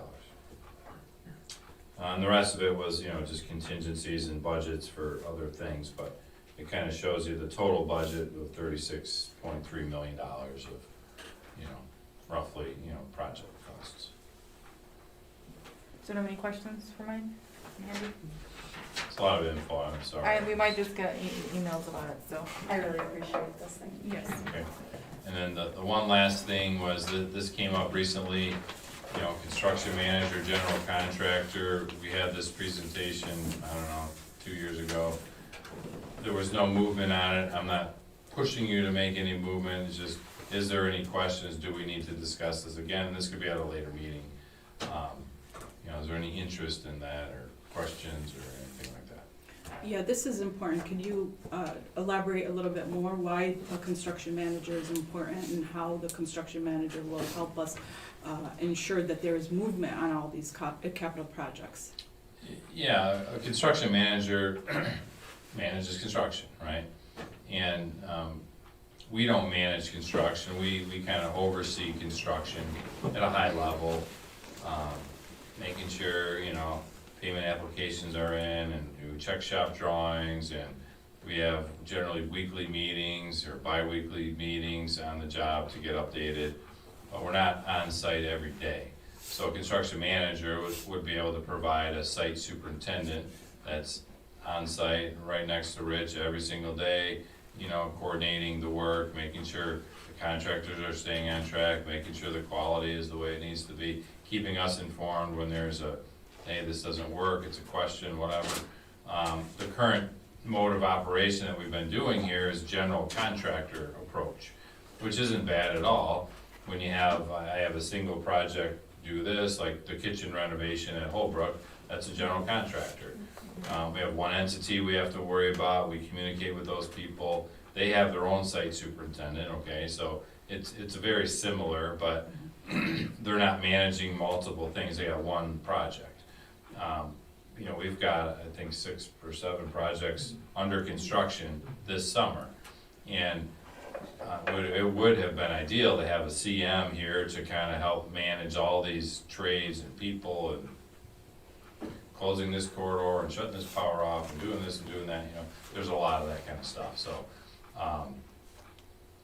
You know, for this, these next projects, you know, maybe the high school and the middle school, or I'm sorry, Dickinson East and the high school mechanical work, and I guess could be Kosciuszko too, maybe that's something you pull out and. So are you saying that we should budget to hire a contractor through your firm? This is where, It wouldn't be through us, they would act kind of like us, like they're a professional service, like an architect, so, they would have a professional fee to oversee, and, you know, they would manage, they're more involved during the bidding phases and construction phase, but they could provide some value while we're doing design work. I mean, we're pretty far along on these mechanical, I can't imagine they're gonna be able to help us at this point, but aren't you sending out some bids soon? Would you Yes. want- Yeah.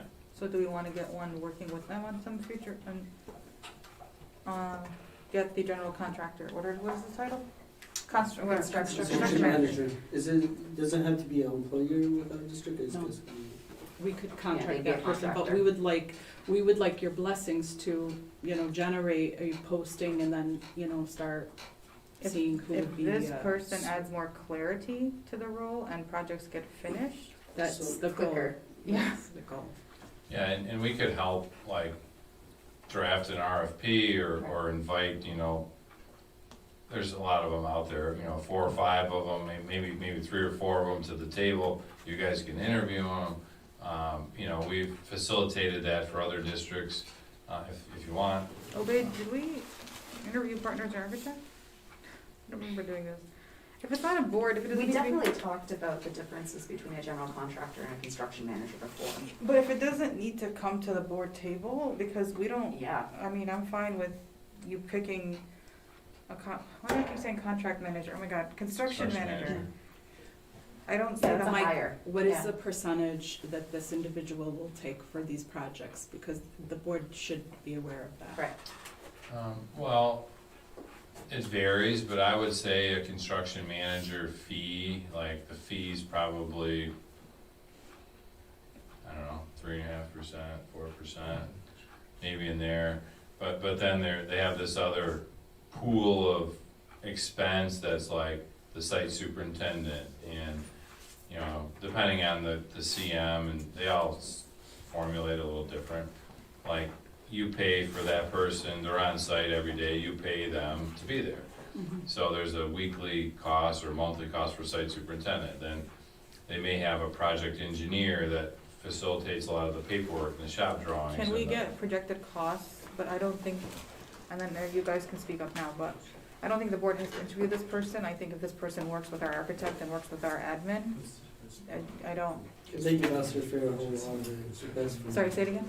If they refer us after interview, That's Okay, so the district could move forward I with, don't have no problem. with okay, so I then would we'll like move- to see the cost breakdown Yes. first Yeah. and see what that would be saving us in the long Mrs. run. Lynham? Go ahead, Chair. I'm sorry. No, no, I didn't you're fine. interrupt. I'm just wondering, what's the difference between the two construction managers, the agency and Athens? That's a great question. So a construction manager as agent or agency relationship is,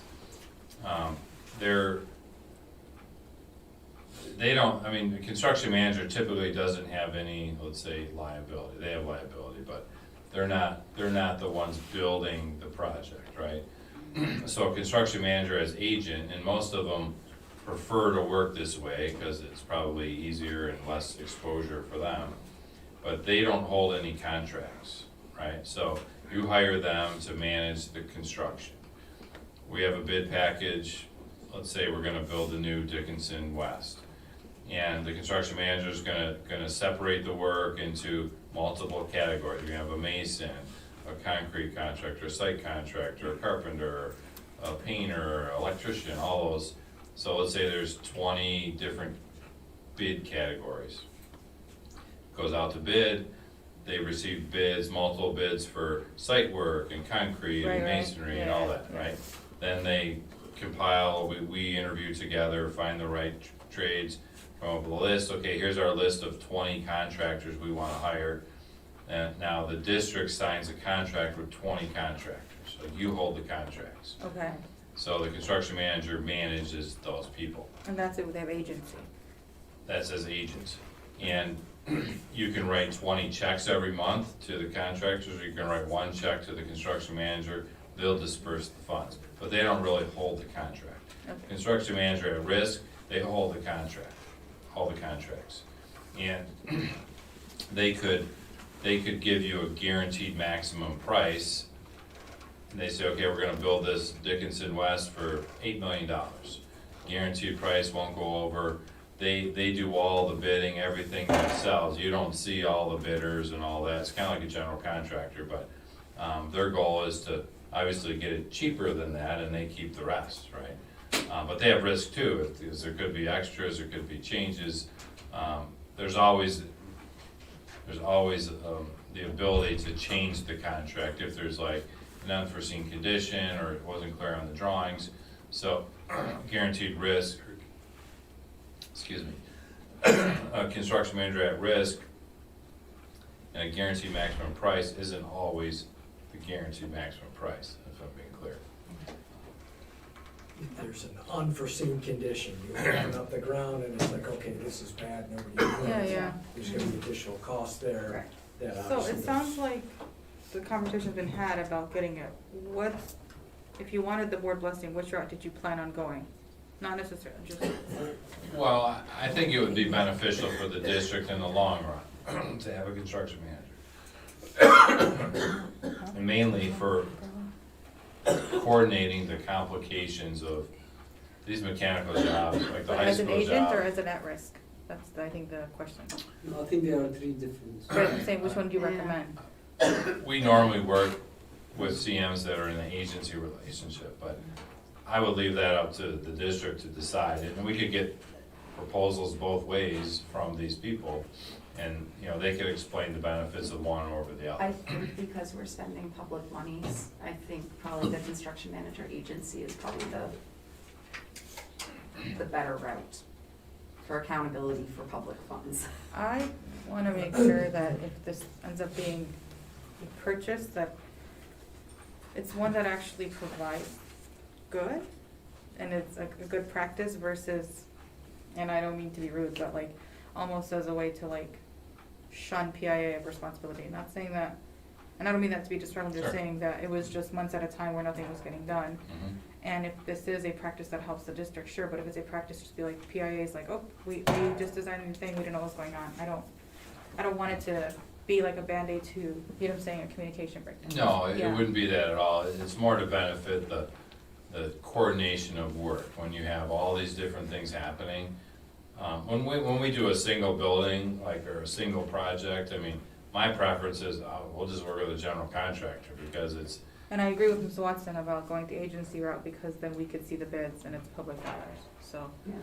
Rest of the Yeah, board. I just need a little bit more transparency. I agree. Yeah. so maybe we should explore this idea. and Yes. I'll work with the district administration. Well, see how, like, if we're getting bids out soon and this will help bids, set it up and see, yeah, because you said you're putting out 2 bids really soon, right? Yeah. Yeah. Yeah. Does anyone have July. any reservations about letting them go this route? I think it's a good idea. Awesome. Great. All right, Mike, it is 8:20, do you have anything else? 'Cause we have I'm 2 more done. presentations. Do you guys have anything else? Oh, does anyone have questions? No, thank you. I might send you some later, thanks, Mike. Okay, thank you very much. We always reserve the right to ask additional questions. Yes, of course. Oh, All right, Ms. Lyman, are you ready? You don't have to do both, can you just do the para one if you have capacity? We're at the end of our ropes right now. Oh, sorry, come on in, Jeff. So it's gonna be me as opposed to Ms. Slime. I get We're it. gonna You give did you a one lot. more piece of paper. Thank you. The file was too big, so I put it Extra up. ones for people who were not here, Thank you so much. and one more. Whew, y'all, sorry, but this has been a long day. But it's good. I know, but it's, A lot of happens when we only meet twice a month, we got a lot of stuff to get through. Good evening, board. Good evening, Thank Jack. you for paying attention for a few minutes. It's not gonna take very long for me to share what I'm sharing with you. Over the last month or so, we've had many people come to board meetings talking about paraprofessional wages, and but as I'm a- sorry, Jack, I think this is the first time the public is hearing from me. Can you introduce yourself? I'm Jack Bauman. I'm the interim human resources Thank you, director. that's all, I just realized that's And what I I've been know. on board now for 8 weeks, Awesome, and Welcome. thank you. Happy to be here. thank you for coming. There has been talk about paraprofessional wages at a couple of different board meetings, Mhm, and I will tell you that over the summer, last summer, mhm. the district negotiated with the paraprofessionals union and raised wages by approximately $3 an hour on all of our paraprofessionals. And then the contract is also set to go for 2 more years, which would be a 3% raise for next year and a 3% raise for the 24-25 school year. So there are some raises built into the current contract, and there also was a nice bump up at the beginning of this current contract. What I did was look out at Wayne County and looked at I think it's about 15 or 16 districts that are on the chart. Yeah. And I tried to do some big districts, some little districts, some districts that we were comparable with. Mhm. Obviously, if you look at Wayne Westland over on the right-hand side in yellow, Mhm. they are the ones that are setting the standard for the highest parapro salaries for general parapros, $18.40 and Mhm. $24. Dearborn comes in with the special ed parapros in yellow on the left-hand side at $20.34, but then Wayne Westland tops everybody with the $24.75 for their highest paid parapros Mhm. in special ed. The districts in green, unfortunately, are the low end of the totem pole. Mhm. So Huron downriver is very low. Riverview, also downriver. Plymouth Canton and Riverview again. So those are the districts that are not doing quite as well with parapro salaries. And then the districts in orange, Dearborn, Dearborn Heights 7, Huron, and Hamtramck Mhm. are the ones that are closest to the average around the county. So for example, that one at the bottom, that's us, 1856, the average in the county is $18.69, and we're paying our high-end special ed parapros $18.56, which is only 13 cents off of the county average. Mhm. So what our intention is to, after we've looked at this information, we want to sit down with the HFT, which represents our parapros, Mhm. and talk a little bit about what might be some possibilities to look at for going forward. You've had people come to you talking about 24 years of seniority and the fact that they're still making only $15 or $15.45 an hour, and that not being very, very fair for being a long-term employee. So we've got some different options that we'll take a look at with the union, Mhm. but without going, we're not trying to negotiate here in the open meeting, No, you but can't. we want to tell you that we're going to explore some options with the union, and if we come up with some proposals, we'll bring them back to you at another board meeting for action from the part of the board. And I'd be Thank you. happy to answer any other questions about paraprofessionals. Nope, I'm glad you're working with their union. I'm glad you're gonna present options to us. Thank you for reminding me that you're not negotiating in open meeting. Yeah. No, we did negotiate, the district did negotiate in the summer, and we came up with a 3-year contract. Yeah, So there's not necessarily an impetus to force us to do something now, yeah. but it seems to be something that people are suggesting that we need to take a look at, so that's what we're gonna do. Thank you. Question. Yes. Yep. So you said you had given them a raise $3? The beginning wages were $12, and we When was that? it was in this new contract that was negotiated in July. So when they started in September of 2022, Mhm. they went up $3. Some people had been making $12 an hour, and they went to $15 an hour. Yep. Remember the bargaining that happened? Yeah, Last last summer was like Yeah. all contracts. All bargaining. Yeah. All the contracts were Yeah. 3-year contracts that go through this year, next year, and the year after. So that's a nice thing for me coming in, knowing I don't have to do any negotiations because things are all set. But at the same time, we're gonna take a look at some different options. Okay, thank you. Anyone else with any questions for now? I'm just, I can do this offline. We Okay. need to- Yeah. We can- You're in work mode offline. Okay. Well, thank you so much, Deb, for I making just have a that. question. Go ahead. You're welcome. No, I know we raised the pay, but did everybody start making the extra $3? I thought there was confusion around Yeah. the pay. Days, I thought. My understanding was that last year, people were making $12, and this year they're making $15. But there was. What about the people that were already hired in?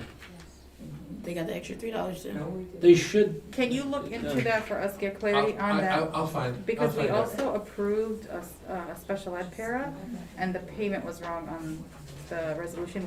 We changed the language to reflect special para rate. Okay. But can you confirm existing and new hires, because I think we have paras in the audience disagreeing. I can go back and look at the previous contract, what the amounts were, and I'll put it Yeah, out in please share some it kind of to an us. email. So next Tuesday, we will meet with our partners and we will share the proposal. Again, we can't negotiate here, but we just wanted the board to understand what are the Wayne County ranges within the districts in our county. Tuesday, we will be looking at longevity. We will be looking at 2 proposals that we will share with our partners, and I'm hopeful it will make everyone happy.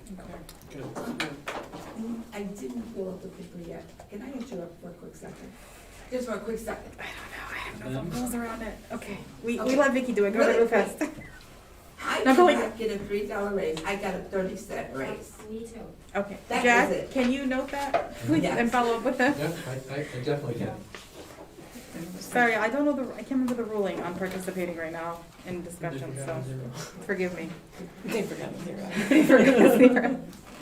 Any other questions for Jack? Thank you for the clarity from the audience. All right, if hearing none, thank you. Sherry, can we table you, or is yours gonna be quick? It could be quick. And if you really quick, Miss Joanne wouldn't mind assisting with this. Joanne, can you help assist with this? Could be fast? Thank you.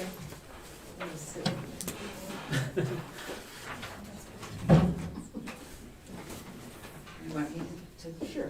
Whatever gets us here before the sun sets. The sun sets at 9. My flip is at 9. Let's see. Yep, 9 o'clock on the dot, so. But we'll stay, of course, if we need to. So about the check registers, Yes. in the past, Mhm. our check registers were always given to the board Mhm. at the regular meetings for the board to accept. Yes. So I don't want to use the word approve because the check registers are actually all purchases for goods and materials or services that are budgeted and have already taken place. Yeah. So everything's been ordered. You're reporting. Yes, so all it is it's showing the board, so here's what we've spent our money on, here's the checks, and it comes to the board for acceptance. At the January meeting, it was removed from the agenda Yeah. because the meeting was held before we came back from break, so there wasn't a check register on the January meeting.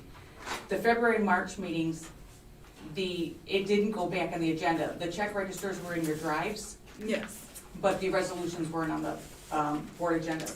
Sherry and I looked at other districts, and typically, they have their acceptance of their check registers on their consent agenda, because it's just something typically that the board naturally approves, unless there's a payment on there that you're not comfortable with, you pull the check off, ask Sherry for clarification, and then you get the clarification on the checks. So Sherry and I were, moving forward, would like to put the check registers on our consent agenda. Yeah. Instead of a standalone item, just put them on our consent agenda. You review the check registers. If there are any questions, you could obviously pull that check to have Sherry give clarification, but we just think it makes more sense for them to be on our consent agenda than as a standalone Yes. item moving forward. And this is kind of where the confusion happened for me, because I was like, if there was a question about a check, and the board, like, collectively, the board is like, what is this? If it's already been purchased, is it really a vote? Like, I don't want fluff in our agendas, if that makes sense. Well, and we've never had a vote on them. Typically, we used to have a board member who would ask a lot of questions on the check registers. It was just for clarification. It's more just for clarification purposes. Okay. Then we have any questions about checks and registers. So they have them for new board members. We have not had them on a single agenda in 2023. We just, walked through kind of what happened there, but it doesn't affect payment. So like, obviously we still have lights, so DTE is not gonna be affected if we don't say no, for example. But can you give us, Pat, the ones that were missed in the drive? Just so folks have them, the old ones to look at, and then. The check registers, they have been in the drives. They're in But I don't think January had them. I think that was the only one that was missing. So if we can get that. February, I think, has both months. I'll check, okay. So you guys can go through them and look at the purchases, so the purchases are being made, but again, if you have any concerns, Ms. Lyman is our money woman, she knows how to answer those questions. Does anyone have any questions? Awesome, thank you both. All right. Resolution number 4, remember, we went into close, so now we're in resolution number 4 for the Wayne Reese election. I'll explain it after I get a motion. Is there a motion? Motion. I heard Hall and seconded by Elgahane. Bismillah. Okay.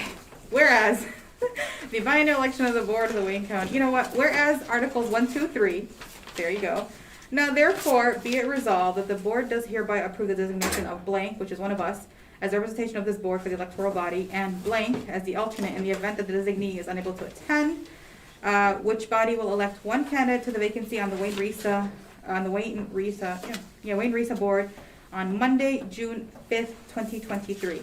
So for article number 2, we've only had 2 candidates for 2 seats, and they're both incumbents. So the designee representative is further directed to cast a vote on the first ballot on behalf of the board for the first candidate, Mary Blackman, and the second candidate, Daniel Funderburg, and all resolutions and part of this resolution insofar, whatever, article number 3. All right, all that jargon to say, Wayne Risa has a publicly elected body by us, okay? We designate one person and an alternate to be like the voter for us. This year, there's not like an election because it's 2 seats, 2 incumbents, automatic win. No write-ins, nothing like that, okay? Uncontested. And yeah, uncontested, thank you, that's what it is. There's no one running against them, they automatically win, but we do still have to vote.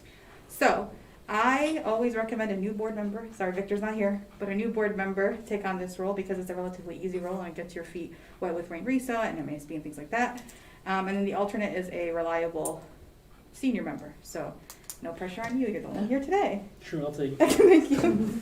So the board does hereby approve the designation of Mr. Abdelmalik El-Gahaim as the representative of the board for the electoral body. Now to my senior colleagues, does anyone would like to be the alternate? No pressure, I will do it. Okay, and Sorry, it's just June 5th is gonna be really listen, bad it's for me. 8:30, we're here. So Abdelmalik El-Gahaim as the representative, Jihan Ayash as the alternate, and we are voting for Mary Blackman and Daniel Funderburg. Again, uncontested, no write-ins, nothing like that. It's just these 2. Any questions? Thank you. Roll call. Watson. Aye. El-Gahaim. Aye. Hall. Aye. Obey. Aye. Ayash, aye. Resolution passes 5 ayes, 2 absent. Resolution number 5, approval. No, it's 5. Thank you. 4. Resolution 5, approval of purchase. Do I have a motion? All motion. I heard Hall. Do I have a second? I'll second. Watson. Motion by Hall, seconded by Watson. Resolved that the Board of Ed does hereby approve the purchase of 1,000 Dell Chromebooks with licensing and white glove services from Bloom USA for a total cost not to exceed $330,920, funded through ECF UCAC. Mark is here to answer any questions. Do we have any discussion? Which schools are they Which for? school, yeah. Which school, Mark? I'm sorry, what? Which school are we, I know we They're have, intended for the entire district. Uh-huh. They're supporting our one-to-one initiative though. So the ECF fund, mhm. one of the rules of that fund, the students have to take them home. Okay. So The those ones they take devices home. won't be housed in the buildings. They'll Mhm. actually be intended for the kids to have something to use at home. Awesome. So, yeah. Any other questions? All right, roll. They gotta replace them, right? And they break them. They replace them, right? Yeah. Okay. Yeah, that's 100% federally funded. Oh, The lovely. district outputs no money. Perfect. Awesome. Oh, that's good to hear. How do you vote, Watson? Aye. El-Gahaim? Aye. Hall? Aye. Obey. Aye. Ayash, aye. Resolution passes 5 ayes, 2 absent. Resolution number, just kidding. Audience participation, y'all. Do I give any more? Paul and Watson. Any more? No. Oh, sweet. I had 2. Okay. Uzair Hussein, are you still here? Sorry, it's been long. Come on up. Oh, as a reminder, really quickly, this portion of the agenda is for citizens to address any questions or concerns to the board. The board will listen, take comments and questions under advisement, and not respond at this time. The presiding officer will refer questions to super for research and purpose. Uzair, you get 3 minutes as soon as we start talking. Setting my timer now. No, you take your time. Go. Awesome, thank you all. Thanks so much for having me. Really lucky to be here. I drove in from Chicago and Salam. Oh, Salam as alaikum. well. So my name is Uzair Hussein. I'm the founder, CEO of District Zero. We are a federally compliant social emotional learning platform. We've been lucky to be partnered up and backed by Intel Corporation and most recently American Heart Association. I myself am a Pakistani American immigrant, born in Karachi, raised in Chicago, and professionally trained in Silicon Valley. So definitely went through a long life of traumas and managing emotions and, you know, just deep challenges of balancing Eastern culture and Western culture as well. You're fine. Keep Okay. going. So, you know, I just wanted to point out the importance of culturally sensitive and responsible social emotional learning frameworks. We've built ours around CASTLE, which is the leading organization that drives the 5 core competencies for social emotional learning. And, you know, again, we've been approved by so many folks, but you know, we're here to be hopefully approved by you all as a board. We've worked with the DEIJ department at Hamtramck to make sure that we're aligned with the needs of the district, and we've also worked together to make sure we can support the full district for at least 3 years. So yeah, just want to share that, you know, we did pilots with Mr. Mitchell in the computer science department. Just going through my notes so I don't forget anything here.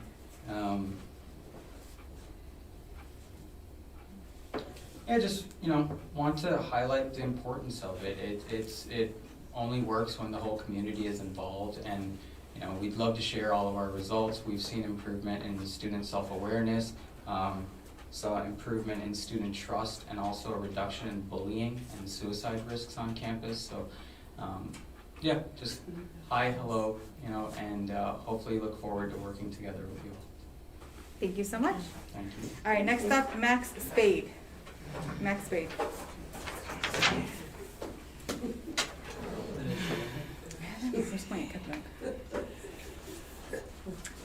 All right.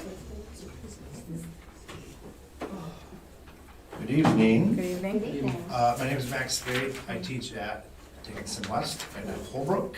And I'm also going to speak very briefly as the treasurer of the Hamtramck Federation of Teachers. So HFT is announcing that we are establishing a new charitable foundation.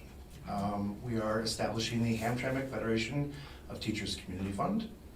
Our main goal with the community fund is to expand our scholarship opportunities for graduating seniors. Our strategic goal is to be able to provide a sizable scholarship to one graduating senior from every voting precinct in Hamtramck. I'd also like to speak briefly to the Dickinson West project. And I want to talk a little bit about how my teaching situation, and forgive me, I'm kind of shooting from the hip here, what my situation is now and how expanded physical space could help all of our teachers. Currently at Holbrook, I teach in a space from Mr. Obeid to Ms. Watson and back. And that's my space. And I teach 30 kids in there. And sometimes I teach 20 kids in band instruments and chairs and stands and everything. And at Dickinson West, I share space with band director. And last year I shared space in the auditorium. And this year the KMS gym teacher is in our auditorium for half the day. We share space. We have specialists working in closets. We have small groups of kids in small spaces. Thank you very much for advocating for more space for us. We need more space. At the same time, when I was speaking with DW colleagues, we would like this to be done, if you had to make a choice between fast and right, we would all choose to go with right over fast. So can we please make sure that this gets done correctly?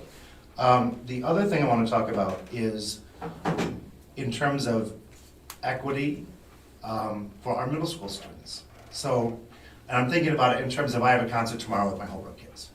And my Holbrook kids, I see them twice a week. And so they're going to be great. And then next week I have a concert with my DW kids. 30 seconds. And I see them once a week. And we're going to pull through. It's going to be fine. But I think about this in terms of our middle school kids. Our middle school kids are scattered all around the district. And just like I have equity issues because I don't see the kids the amount I want to see them, I feel like we spread out our resources across 5 different buildings. And if we were able to put all of our middle school kids in one area, I think we could really concentrate our resources and serve them better. Time, thank you. You bet. Thank Boom. you. Awesome, thank you. Who idea? Oh, Wait, wait, stop. go ahead. Thank you. Okay, that is all of audience participation. Now we have additional board discussion. Okay, this is mine. Yes. Cause I think this happened when I started second, but who idea was it to put 6th grade in, elementary schools? Can you get us the history on that and put it in a board report? Because, you know, KMS always been 6th to 8th. It has been, and Tau Beta's K through 8. Oh, yeah. So just. I mean, but that's that school, but like, why do we have six, I think why do we have 6th, 7th, 8th at Holbrook? Why do we have 6th grade at DE? Because since we lost that building on Kenneth, Uh-huh. they had With to, ODW? they had to split because the Kijiji school won't be enough for. Can for you all the- double check? Mr. Nichai actually attended the stakeholders input yesterday meeting, and he provided, we started off with him providing the historical information, and so yes, that was something that we discussed, but going back, we have always, like the administrators and teaching staff have always pushed to have a middle school be a middle school. Mhm. When Taubeda was purchased, I was the first one trying to advocate to have the building be strictly middle school, because academically, socially, emotionally, they need that. And like Mr. Spade said, we focus our resources in one building. But the pushback was our community, our parents. They did not like the change because they love having K-8 buildings, because the middle schoolers would take care of the younger students and help the parents out. So it was not very popular with our families. Can you do can you do like focus groups with families again to check in? I feel like a lot's changed since the pandemic. They might feel differently. Yeah, but the space is also. Yeah, but if she hears back and they're willing to be more, we can switch up spaces, like, I don't I think, don't like it when they put them together. put them together. Yeah. You know. Middle school is an awful time. Yeah. Just the, Wait, love what middle do school you mean? teachers, but middle No, school is an when awful we had time. we had separate middle school. It was Oh, known when by- it only was was a in traditional Yeah. 6th Yeah. through 8th So we middle used school to have building. three elementary schools and then KMS and then high school. So Could when you they check in on changed it, families again? Yeah, I mean, like, because junior high is a thing, right? We Not don't only have that- it here, but I mean, That's what- we're a small enough geographic area that, And we're densely We populated, we could. could fit a building. yeah, that we could manage something like that, especially, like with like, right? Yes. Also, you're not responding to public comment, but if we can get information on the HFT scholarship fund or the group, I was trying to write the name down, I didn't catch it. I'd appreciate that in the next board report. Okay. I was It's gonna say, Hamtramck. I got HFT. Hamtramck Federation of Teachers, and then he has a Community board fund. position. Community Yeah, fund. Community fund. I got fund. I love it, and thank you so much for that. Thank you. And then what were we saying, Ms. Hall? I was just gonna say, if the parents aren't with it, then maybe we could possibly find Mr. Spade, someone else to work with. That way, they can get the other middle schoolers at the other schools. Yeah, I think, because we haven't had a check-in with parents in a minute. We bought Taubeda a long time ago. I think people have changed, especially when you see the social emotional development of kids during the pandemic. There's like a world of difference. Like their history. Our toughest group, I'll tell you this, our toughest group are our eighth graders in our Singleton buildings. Very Isolated. very, very tough. Yeah. And because they've been in that building all those years, Yeah. and Yeah. it just, come on, our 7th and 8th graders, it's just enough. And also, when they transition into the high school, they're the ones that struggle the most, the ones in the Singleton buildings. And I think parents might be more receptive to that, Mhm. if you heard it. Now, Yes. just a comment. So I obviously wasn't educated in this country, so, Go Canada. right? Like we had withdrawal, we had some stuff that was like, we were taken out and then sent to another location to do certain programs, things like that. There was one school district, I wasn't there late enough to do it, but the older kids had like Rotary, so they had their whole separate I think we section have of the a Rotary. building, and they didn't really play with Younger kids. that was one way that they approached it and tried to sort of manage all those people in one building. That was the school that I went to that had portables. And so we were using them because it was I believe Hamtramck had or has a Rotary Club. Can you see and look into that potentially?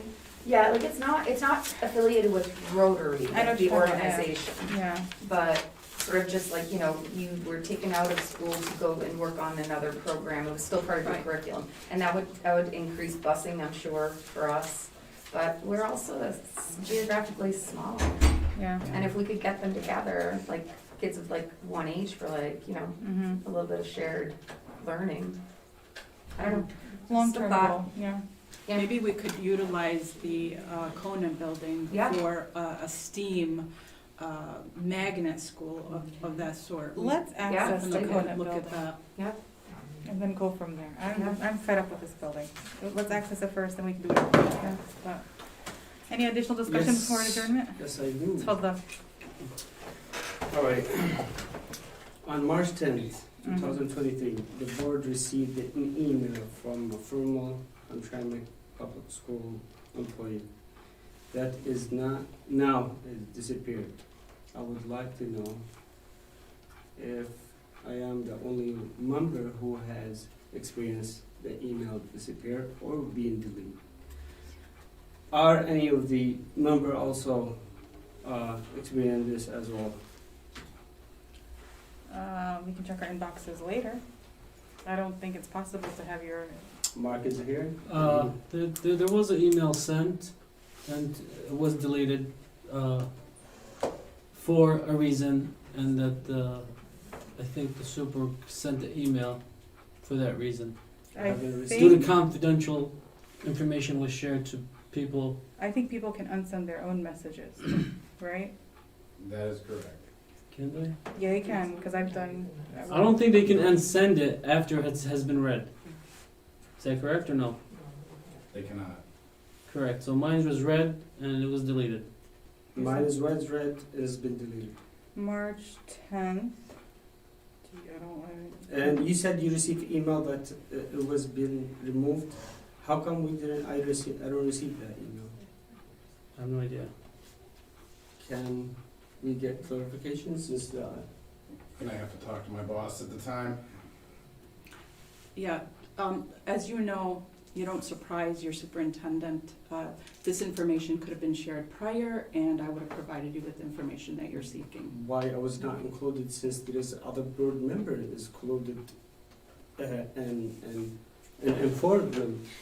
Since he said he received an email, because I didn't receive any email saying there is an email have, or information has been deleted. Why you keeping us and keep other member board know about it? Like, Actually, I don't know what you're talking about. Well, Ms. Ahmed wasn't here. so whose decision to remove this information? I I got an email from Mark from technology stating that this email was removed, so I knew it was removed. So because of confidential information.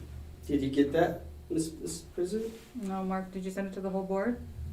I don't even know what email we're talking about, Okay. but I have deleted emails in the past and have been ordered to do so. I wouldn't leave out any board members on purpose, so if there was a communication thread that's, people were worried about said email and I was ordered to purge it, I would have responded to said thread.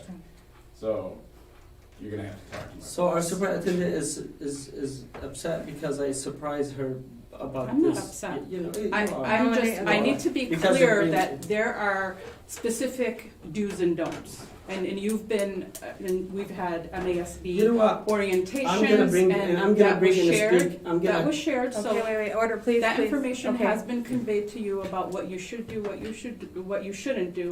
And this is one of the things where you provide the superintendent with a heads up. This is something that maybe you could have sent an email, I would have clarified. Right now, you surprised me, I have no idea what email you're referencing, and I can't really help you. Any other discussion? yes, I Keep still going. have more, Keep going. I still have more. Just to clarify everything, I don't know what email you're talking about. I'm just talking about the May 10th email. May 10th, You said March 10th. I went back to May, March. I'm sorry, May 10th, Oh. May 10th. I'm talking about the May 10th email. I deleted no May 10th email.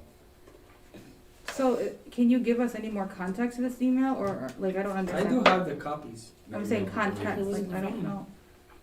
I do have, because it was attachment, a PDF attachment, and it was being deleted, and I think I read it, and I downloaded it, I have it.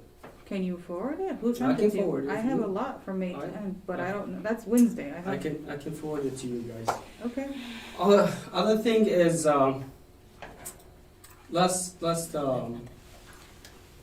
last meeting, the agenda. Yes. I would like to bring up the way the Title IX coordinator was listed in the last meeting agenda. Hang on, let me pull it up. Shared drives.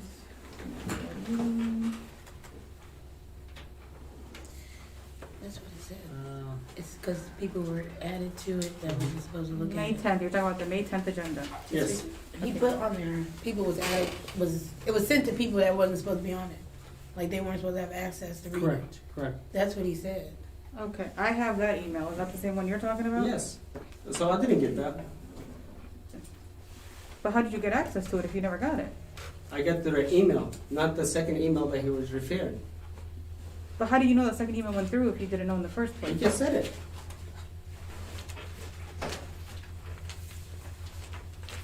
Okay, then I'll forward you that email. I don't understand what the issue is. Yeah, but why are you not including other board members? Are you guys keeping This other is, board members? Mr. Obeid, come on, this is the first time you are telling me about an email that happened, what, 15 days ago? Cut the nonsense. If What do you, you mean cut the nonsense? Salah ala nabi, for cut the Allah sallallahu nonsense. alayhi. First of all, you are telling me about an email that you heard about on May 10th. What's today's date? Today is May 24th. You I'm you saying have my number. I You have refer- my, no, you have Hold my on, number. hold You- on, No, I'm not hold done. on, You have my number, you have my Outlook, you have my Gmail. Okay. Why Are didn't you you bring done? this up to me Are you before? done? I'm not done. I'm trying to understand. You're saying that you're being left out. How am I supposed to know when this is literally the very first time you are telling me about this email? Now I'd like to hear from you. What? Why you ahead? First of all, Yes? I found out today that was been deleted. Okay, you found out I today. said- Thank you for that clarity. So I Yes. brought it to the meeting. Okay, that's I fine. found out today it was deleted. I went back and to make sure it was deleted. It was deleted But how did you find out it was deleted? because I don't see it in my email. Did you check your deleted box first? I did check my deleted boxes, and Okay, he just confirmed that he deleted some email. Okay. On May 10th. so we're on the same page then about that. So Yes. he said also that he got an email saying that his information was been deleted. I didn't get this information. Okay. As a board member, as we all board member, we should get these informations. Yes, I'm Why understanding. I kept not getting this information? I understand what you're saying now. But at the beginning, you referenced a March 10th email when you made I'm the sorry, statement. I understand, I'm not- but you not- understand where I'm coming from. I'm confused because this is the first time we're having Okay. this conversation. Well, I'm saying, I said March, it was May. It's my Okay, we fault. understood, and you said you found out today. I understood that part, and now you're concerned about being left off of communication. Yes. I understand all 3 points now. For the future, if anyone's left off, I don't know who I'm yelling at now at this point between Mark and Ms. Okay, Ahmed. there is more, Keep- ma'am. There is Okay, more. I know, I'm saying Let's- keep, let's- no, but I let's wanna make it clear. proceed. No, but I wanna make this very I clear. wanna approve my. I know, but wanna if approve my communication point. is being sent to the board, can you triple check to ensure that all board members are on? That's all I'm asking, and I'd like to hear your next point. Okay, as I said, I would like to bring the way that Title IX Oh, I mean, okay. ordinary was listed on the last agenda. Hang on, I'm looking at it right now. What are you looking at? So I'm looking May at it, they put it as a consent agenda. 10th. It should have been our own resolution. Okay, Why we are appointing a coordinator from outside the district? appointment of Amy Gibbs for the Dickinson Wright PLC Title IX Coordinator. Okay, yes, what about this? We approved someone from our side the district to do Title IX coordinator. Okay, What's the reason? We didn't get any clarification of that. you could have asked at the last meeting. Because it was digging and putting in the consent agenda. When I said to you, I need to speak about the agenda, the consent agenda, you said, no, we're not allowed to discuss. You said it. You said it to me, and I can have the video approved. So, what I'm saying, you guys choose to put this intentionally so it can get approved, because I found out that the coordinator is conducting investigation that the board is not aware of. And this investigation has been done twice, one inside the district and one outside the district. This investigation, no, as a board member, I don't have nothing to know about it. I don't know if you do. So that's why I'm being keep saying I've been kept in the dark. So, we need to clarification on this, why is been putting in this way, in this agenda? And is, this person is conducting investigation, who is conducting, Okay, Mr. and Obey, why? you are a board member on this board. You have access to this agenda. You vote on this agenda.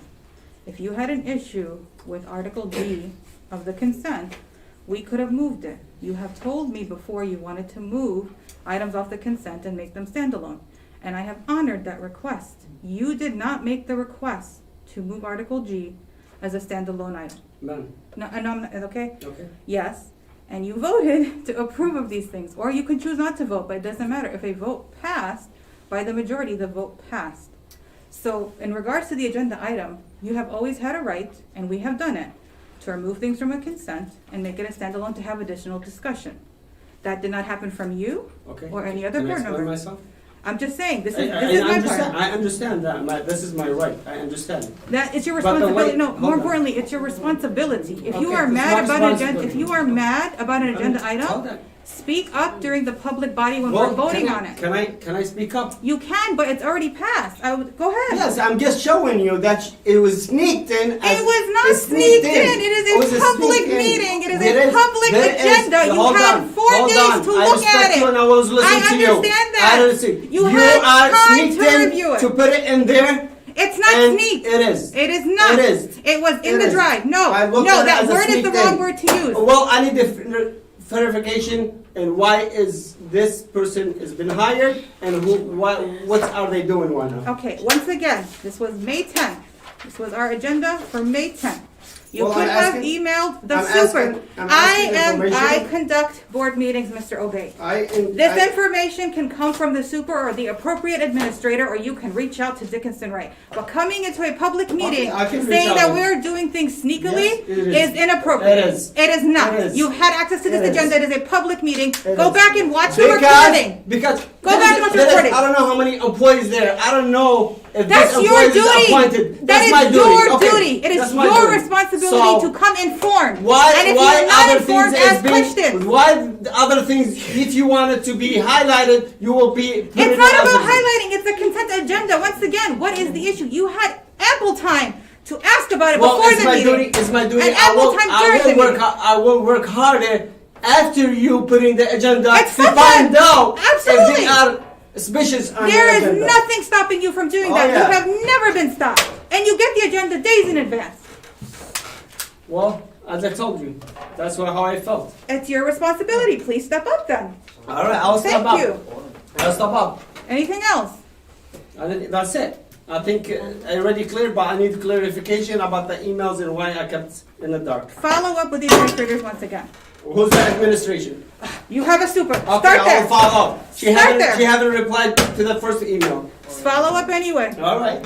And that is all. Okay. Any other board discussion? Let this be a reminder then to board members to come prepared to board meetings. With that said, resolution number, I think, 6. Meeting adjournment. Do I have a motion? I have Hall. Do I have a second? Second. Al-Gahaim. Motion by Hall, seconded by Al-Gahaim. Resolved that the regular meeting resolved that the study session be adjourned at 9 p.m. How do you vote, Watson? Aye. Gahaim? Aye. Hall? Aye. Obey. All right. Aye, resolution passes. Thank you.